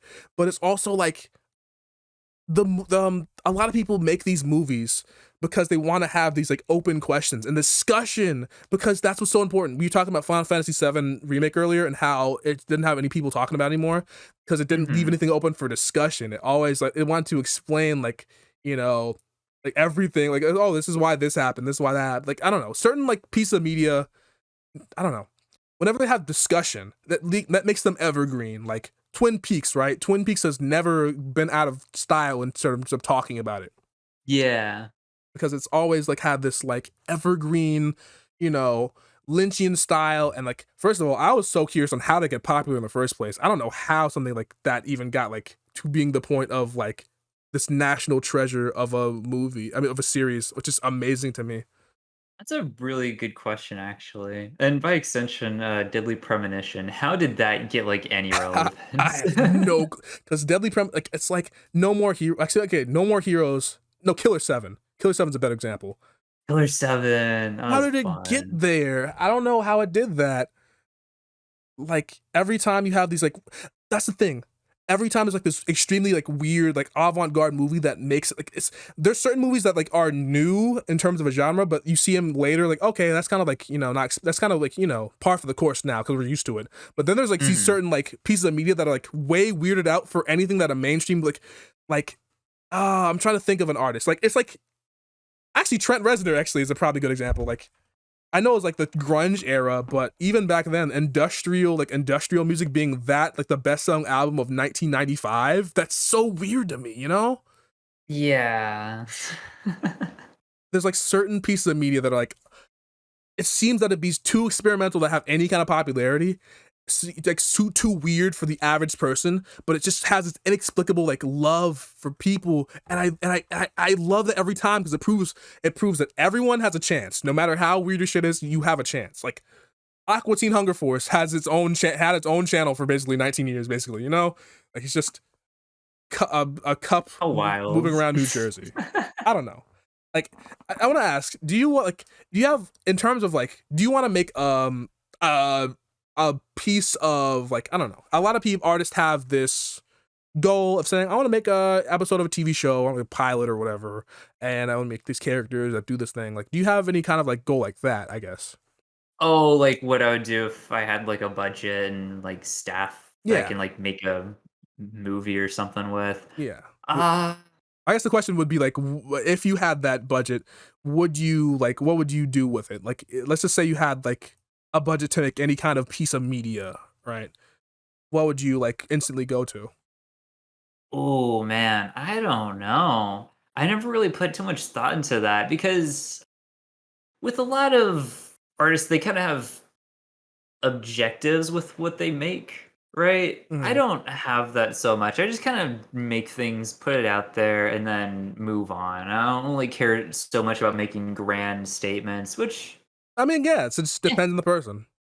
yeah. So if I had like that kind of budget, I don't know. I mean, I write a little bit, so I guess like a default thing is I could just adapt one of the books I'm writing. Mm. But meh, I haven't put too much thought into it, unfortunately.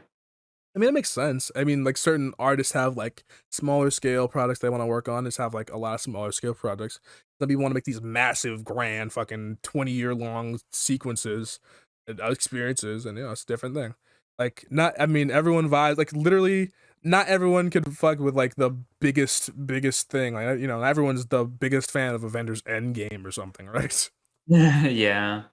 Uh, So I get what you mean. It's not like but I do, you know, since you are, you know, one of my first artist people on here, I did want to ask that because a lot of people I know have this like, you know, internal like thing. I want to make something like I don't know, Steven Universe, right? I don't know why I use that example, but it is an example because people like vibe with that show, right? They want to make something like that. They make a show, a comic, like a Cucumber Quest. That's another one.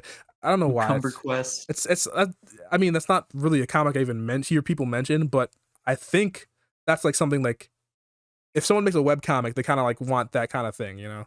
Or I guess Making Homestuck. comics is difficult. It is fucking Holy hard. crap. It is I've fucking tried hard. so many times. It does not work. I think it might just be because my style is very detail oriented. Mhm. And for you to have any sort of consistency in regards to making comic art, you need to kind of dumb things down, You really do. just for your own sanity's sake. It's that's what I like respect about mangaka because they can find that weird like in between of being productive and also having extremely good writing and also having a unique aesthetic. It's crazy how they do that. I still have immense respect for Berserk, Rip, Unimura, all that. Oh, yeah, Berserk. I need to read through that Mm. again. I've been meaning to. It's still some of the best art, not just in manga, but some of the best art I've seen, like, period. Like, with inking. Goodness. This Like I dude have no dedicated his life I have to no that. idea. Like you have literally, but the thing is, if you're gonna make the best art, you might as well have it in like one of the like manga that has so many pages printed. You know, have that art everywhere. True. True, true.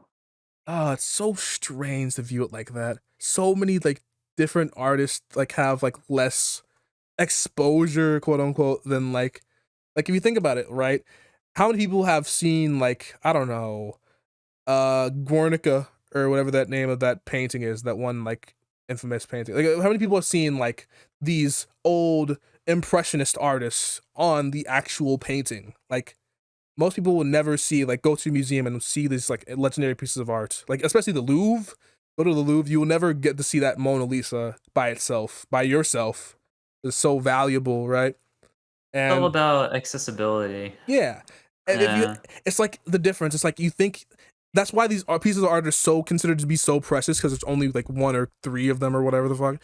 And then Mhm. video games and like manga are not considered high art because there are like millions of them printed or whatever.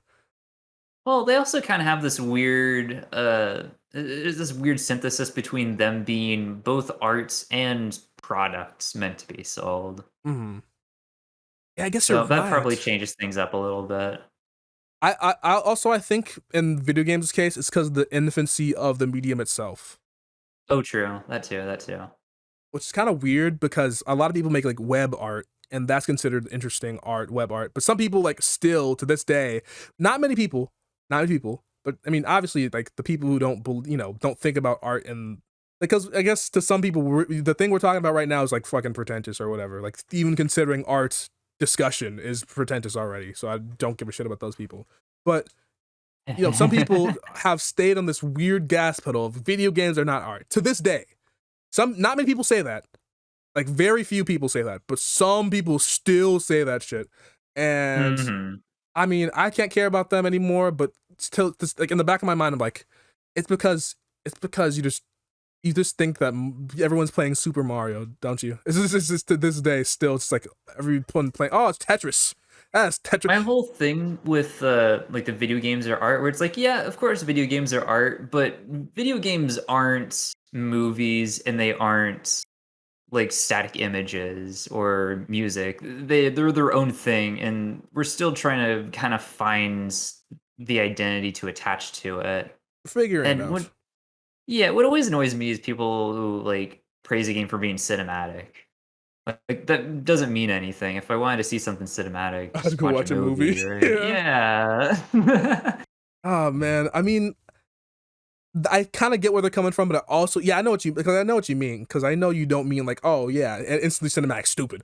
But it's like, yeah, comparing it to cinema is kind of like losing the point of a game, and it's also kind of an interesting like style too. It's like in between because Yeah. Metal Gear is like intensely cinematic, right? Like to the point of Mhm. pretty much being like a fan fiction for various movies sometimes. It's pretty much just a James Bond movie, It really yeah. is, but after that, you still have it's like again with the creativity thing. You shake up so many different fucking things you put in there. You have, so many things in there. You have so many cooks in the kitchen that this cinematic experience is not just like a movie. It is like so many different things at once. That's the thing about video games. It's like, Also, the cool thing about Kojima is a brilliant creator who takes inspiration from, like, many, many, many different things. Um, whether they be, like, movies, other games, anime. He has a wide, like, tool set that he can kinda pick and choose from to put into his works that I think kinda goes further more than what a lot of other game developers choose. And it's like, oh, I like this one movie or this one style or genre of movie. I'm gonna base my game on that. Yeah. I think like at best some game devs can put in like they like a movie. Kojima likes all movies to this day. Yeah. All the things he's posting on his Twitter are about, oh man, this movie's so cool. Look at this actor I met. Oh, look at this so movie. Please see this movie. Like he Total loves fanboy, them. yeah. He loves them so much. It's like infectious to a point. It's like, God, I should see a movie today because Kojima loves them so much. He wants to marry movies. You know, he loves I will cinema. go watch movie. I have to. Like that's the best ad you could have. Like literally, if Kojima had a movie ad right now for all these different like like my God, I already got the Criterion channel. Like if Kojima advertised it, it would be a wrap. Like people would get so much fucking. They should, by the way, they should really collab. Like Kojima and all these movie studios and all these like movie like streaming services. He'd be the best advertiser. He'd like find so many really random movies to praise. I tell you. I feel like Kojima would be a brilliant director. Oh my God, 100%. The thing is, I think his book is coming out in English soon, and like maybe this month or last month. Is this like this I don't know, memoir or essay or whatever pack of essays he's written, which I want to buy. Ooh. I gotta look it up. But there's a Kojima essay book or whatever. Yeah, The Creative Gene. This is published by Viz Media, huh? He's basically like making this like book of various thoughts on just whatever, on movies and books and music and all this stuff that he's influenced by. His whole creative like juices flowing, and Yeah. any artist that can say, oh, they're influenced by every piece of media, or what's it called, every like medium of thing is like a true, it could have the potential to be a true auteur of an artist. Yeah, having multiple influences and inspirations, I think, is very important to the creative process. Because otherwise, if it's just like one thing you're hyperfixating on, it's just copying and mimicry, and you can only hope to be like half as interesting as the original. All right, but Mhm. if you have different ideas that you're interjecting in there or making it your own, it's a lot more impactful, and you can apply this to pretty much anything. I feel like. Essentially, I think that like any piece of any artist who has made art has been influenced by something. If not by art, which you're probably going to be influenced by art, then by their Just a life. little bit. Just a little Yeah. bit. Just a little bit. Like, oh man, I came out of my mom's womb. That was pretty crazy, right? Let me write about it. Yeah, I'm gonna write some poetry about that. I'm about to make some slam poetry about being born to society. Into society, yeah, we live in a Society. society. So I want to ask you one last question about this. This one thing. Sure. Well, this one question is, do you have anything to say to us about, anything? Firstly, I might as well just ask. You have anything to say? Anything to say about anything? Yeah. Ah, it's a little bit too broad for me. I don't know if I could I say was anything trying to about say, like, you have anything. something like bubbling up in your mind that was like, I have to get this out. Uh, my head is just elevator music right now, unfortunately. Okay. Specifically, do you have any tips to give other artists? I think someone asked that last time. Okay.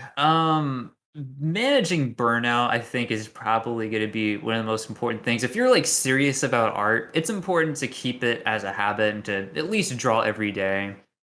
But managing burnout is another important thing too, on top of that. Because if you're drawing consistently, there's going to be days where you're feeling like complete crap and it's like, oh, I could skip today or something like that. Mhm. It's important to take like very small breaks if you feel like you have like burnout creeping up. Take those small breaks. You don't have to put out like any like finished pieces per day. Like I said, just a 15-minute doodle sometimes. That's all I need to do. And don't trace or anything. Tracing's bad. Tracing. No art thefts. Don't thief. Learn anatomy early on. It's probably one of the most important legs to stand on if you're Because interested in drawing. of anatomy. Yeah, yeah. That's clever. Of course, if you're gonna be like drawing people, right? If you're doing like architecture, maybe anatomy isn't as important, but Uh, Once you learn those fundamentals, you could essentially apply them to anything, right? Because at the end of the day, everything can be broken down to basic shapes. So once you have those fundamentals down, it doesn't matter whether you want to learn how to draw a person or you want to draw a building or an animal or something abstract. If you want to choose to break all the rules that you've been given up to that point, it's important to have that foundation, though. To at least know what the rules are before you break them. That's a really good tip if you think about it, because yeah, I mean, if you don't know the basics of composition, how you make something that looks really cool? Yeah, well, because a lot of abstract artists had a very like scholarly academic understanding of art. I mean, famous Pablo Picasso, right? When he was 13 or something, he was doing like hyperrealism and he was good at it and he achieved like peak hyperrealism for himself. It's like, all right, what can I do that's more interesting? And then he started bending the rules and breaking them, and that's how he invented cubism, and that's how he got famous and why he's still remembered to this day. Because he had that fundamental understanding and then decided it's like, "Yeah, okay, maybe I can break these rules a little bit." Yeah, I mean, I didn't really know about his. I knew he did art when he was younger, but I didn't know he went to hyper realism. Kind of like, I mean, of course he had like, I guess yeah. I also figured he had like formal art training, but he never like went to like super hard on it. But yeah, he just had all these like, I guess it would make sense if you're used to drawing so like hyper realistic, then you'd have a challenge in going backwards and saying, all right, how do I make the person like without the person? Like, how do I make them the most abstracted form possible? Yeah, like, how can I make this person the least amount of person it can possibly be, but still have it recognizable as a person? Like just like iconography. There we go. Yeah. And It's graphic funny designers, too, same thing. because a lot of people, like, will look at his work, he's like, "Oh, he's a bad artist," and it's like, no, he very clearly, like, understands, like, everything that goes into art, and he's proven himself by having done those older pieces that look just like your regular standard historical painting. He's able to flip it on its head like that. Really cool stuff. I get at this point, like, I don't know. People, at what point are we at with like abstract art? I feel like at some point there's everyone's always gonna be like, oh, I could draw that in my sleep. Like, yeah, we're gonna always have this back and forth. Like, I could draw this in my sleep. You didn't. I could draw this in my sleep. You Yeah, didn't. Like, it's always that same back and forth. But, and I there's a think we're lot of appreciating it. You know? Oh, yeah, we're at this really weird, like, postmodernism in art.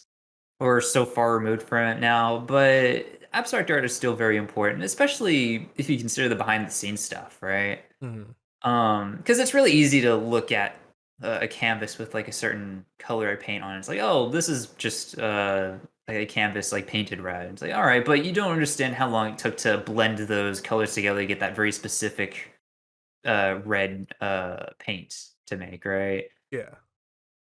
And that kind of same principle applies to a lot of abstract art. Like, still a lot of work goes into it at the end of the day, even if you can't like fully appreciate or understand or realize it at the moment when you're at the gallery. And it's like, I guess good art makes it feel seamless anyway. Yeah, true, true. I guess yeah, like a talented. I talented. I refrain from using the word talented because I don't want to get that idea of like inhuman talent. But I mean talented artist, people who know what they're doing, like make it seem like they really do know what they're doing, even though it takes a lot of effort and pain and tears to do what they're doing. You know? Oh yeah. I mean, for any work that you see, like you don't know the years of training and practice and failures it took to get to that point to produce that final product. Hmm. I will say I want to ask in terms of like artist question.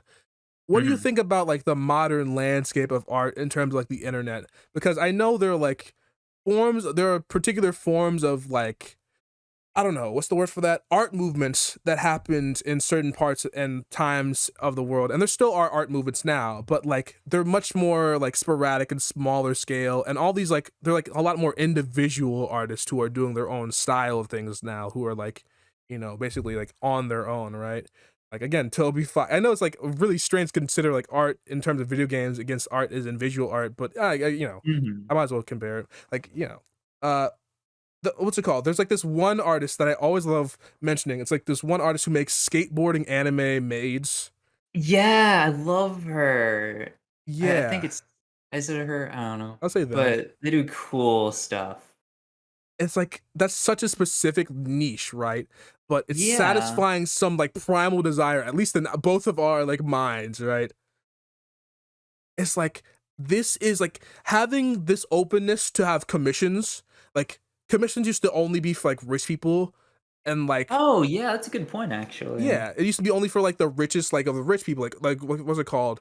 Like Prince, the Sun King, Prince Louis the 14th could get Yeah, the, you get your portrait made for you. and then you have like people who are like in the 1900s who are like yeah the portrait, like what's it called, robber barons, and getting their like Yeah. massive like oil money. Like I could buy literally everything. Might as well get some art too. Like all these different things. And then oh yeah, and then like this political thing. Like Guernica was political. I think it was Picasso was a commission. I think it was a commission for a movement. And there's like all these different movements that are like led by people funding it with commissions and stuff. And you know, throughout history, it's always been like that. But the accessibility of commissions, which has led to a lot more NSFW art, obviously. Big time, yeah. Yeah, which is hey, I feel me. Hey. But other than that, like it's like all this stuff is more open to the average person in terms of like ordering art, and it's like despite everything, it's like gets leads to more experimentation in a way, but there's also Mhm. no like there's I don't know. Uh It's it's like it's a strange. mixed. It's like feels like different. I this might just be because I'm existing in the present moment, right? I have like zero hindsight, and I don't know how historians will look back on this era in art. But I'm kind of the mind that there no longer is art movements, or at least like you can no longer attach a decade like the 2010s with being the this was the decade in which art was this Mhm. or something like that. Everything is so much more individualized because there are a lot more people producing art and posting art and sharing it and purchasing new art, that it can really just be anything, right?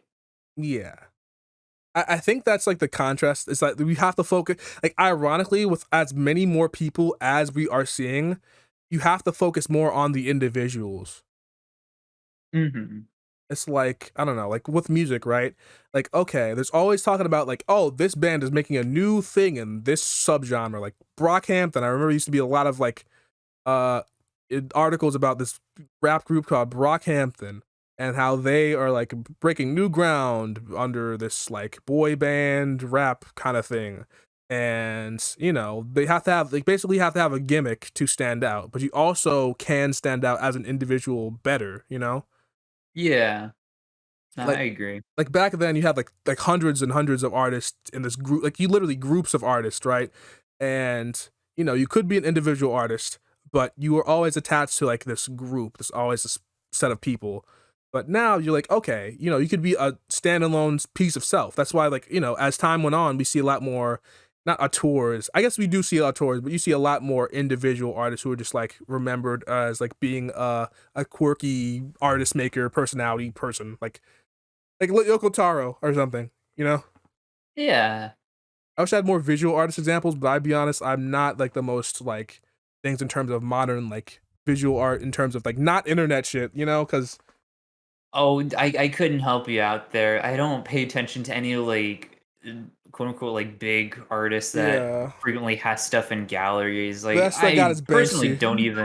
I personally don't even care. I I don't don't pay know. attention to that stuff at all. I still like the gallery, like the idea of the gallery, but it's mostly just it really is just like commission like city there. It's like, all right, you're buying this thing, you have a lot of money to spend on like this art. You're not looking at this art just for like the visual appeal, because then you could just have like a printout from a commission you bought, which to Mhm. be fair, other than the PayPal thing, I can just go get it commissioned right now if I really wanted to. So, it's not about like the art itself. It's about like the prestige of having something to hang up in your living room. Honestly, yeah. I need to get some prints made. Exactly, that's what I'm trying to say. You're lucky you could print out your own arts. I really could. I just need to figure out a way to do that. My room is like blank right now. I have one Evangelion wall scroll up right now, and that's it. Wow. What is it of? I want to ask. It's of Unit 1. Okay, okay. I was gonna say if it's of the End of Ava poster, I was like, that's brave. That would be cool. There wasn't anything like that. No, I finished like rewatching the series for the second time. I was like, all right, I need to like get some merchandise, at least like something, because it's Yeah. one of my favorites You of just all have like time that I this would like actually, yeah. you ever have that thing where you just like yeah, you do you did just say it, but like have that thing where you just like have to get like a bunch of merch of like this one show just like because I don't know. Like Undertale, right? The same people, like people who like have this visceral response, like I need to buy a Sans, I need to buy one. Yeah, I needed like one physical trophy to represent that. Like, oh, I watched this show and I like get it now. Yeah, it's like That's after that. playing Omori, I literally just like, all right, I'm gonna spend $40 on the CD soundtrack, even though I don't really need it. I need it's like emotionally, I'm too attached to this thing not to.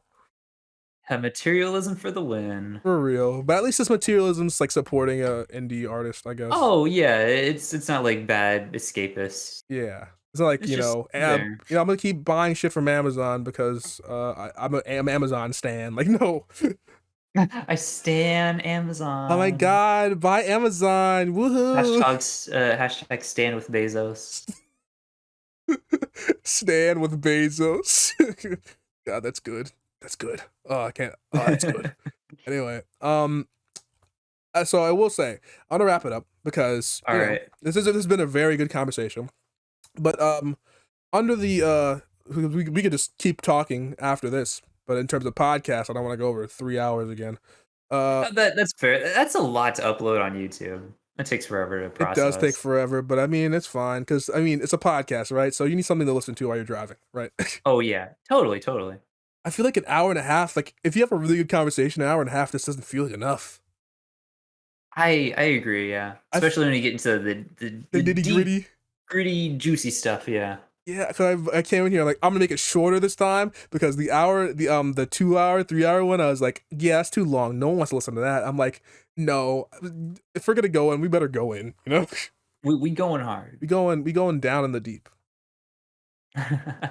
Anyway, I have let me see, how do you end a podcast? All right, so the thing I usually do, right, is hmm I always ask them like any last questions, but I asked that like a half an hour ago at this point. So um it Closing thoughts. closing, yeah, what are your closing thoughts firstly? Closing thoughts. I've done like a couple of podcasts before this. But this was a very excellent experience. It's got me hyped. Like I would love to do more after this. I love this as a medium, Yeah, right? I've always wanted to like really commit to doing podcast stuff. And I have a couple of times in my life, but this was a fun time. I had a really fun time with this. I'm Thank you for glad being a to hear good that. host. I'm good. Oh, I'm a good host, guys. You hear that? Yeah. I'm I'm having my ego inflated. Please do that more.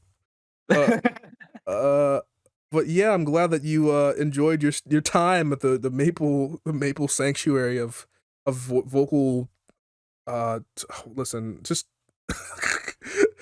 pretend I said something cool there, okay? Maple's vocal house of sound things. Yeah, Maple's sackofsadness.com. Yeah. That's gonna be my website, maplesackofsadness.com. Yeah, get the domain. I have to get the GoDaddy.com, baby. Yeah, Um, man. so I guess the whole thing is check out their streams. That's at say your thing again. Oh man, I'm so bad at promoting myself. Okay, I stream at twitch.tv or twitch.com, AnemoianArts. That's it. I'll put it in the It's spelled on description. the title or something. I'll That's how put it in you the spell description. it. I'm pretty sure I will. Yeah. I Uh, stream it pretty regularly. Come check me out. I'm a cool person. mm-hmm.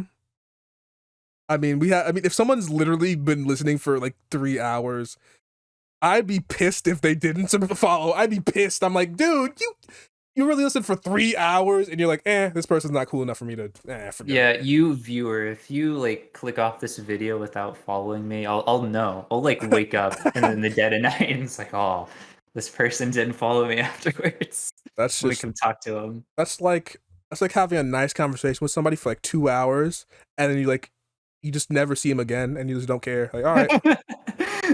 You ever like been They on vanished off the it's like being on planet. Xbox Live, right? And you have this friend that Oh play with all the yeah. time and you like never miss them. It's like, okay, they left. All right, bye. Like, bro. You, you have that final like deathmatch or like lobby conversation before logging off for the last time without knowing.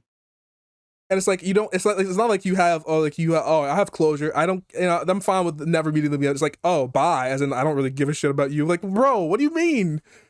That sucks, man. The You idea go of into your friend's page and you're like, oh, this person was last online like oh well. 780 days ago, and you're like, oh shit, are they alive?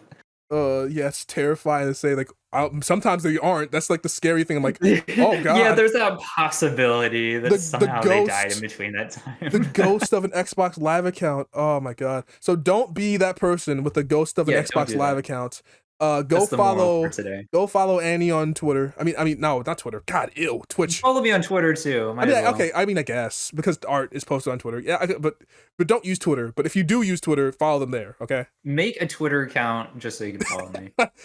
Follow them and pay them money on what platforms can you pay them money on?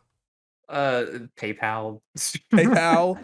Get a commission Follow or me on don't. PayPal. Follow me on PayPal. Follow me on what's another payment? Follow me on check.com. Just give me a check, an actual physical check, but don't actually email it to me because I don't want you to find my address. But if you Check do, out my my OnlyFans. OnlyFans, my Fansly, my Subscribe Patreon, star. yeah, I don't have any of my that. Don't hub, follow me on there. my It's a scam. corn hub.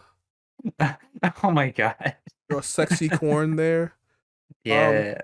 one day I'm just gonna stop. Like, I gotta stop recording. What if I stopped recording like an hour ago? How would you know? What if I just wanted to talk to you just to talk to you? Oh, that would have been a cool plot twist. No, I couldn't have done that. That would have been that last conversation we had was too good to miss. Thought about just art. Oh, Just Ort. but anyway, this was a fun time. I'm glad that you came here, and I appreciate it. And we're actually gonna end it now. So if you want to see more of them, go follow them. And this was the Human Talk. Say bye.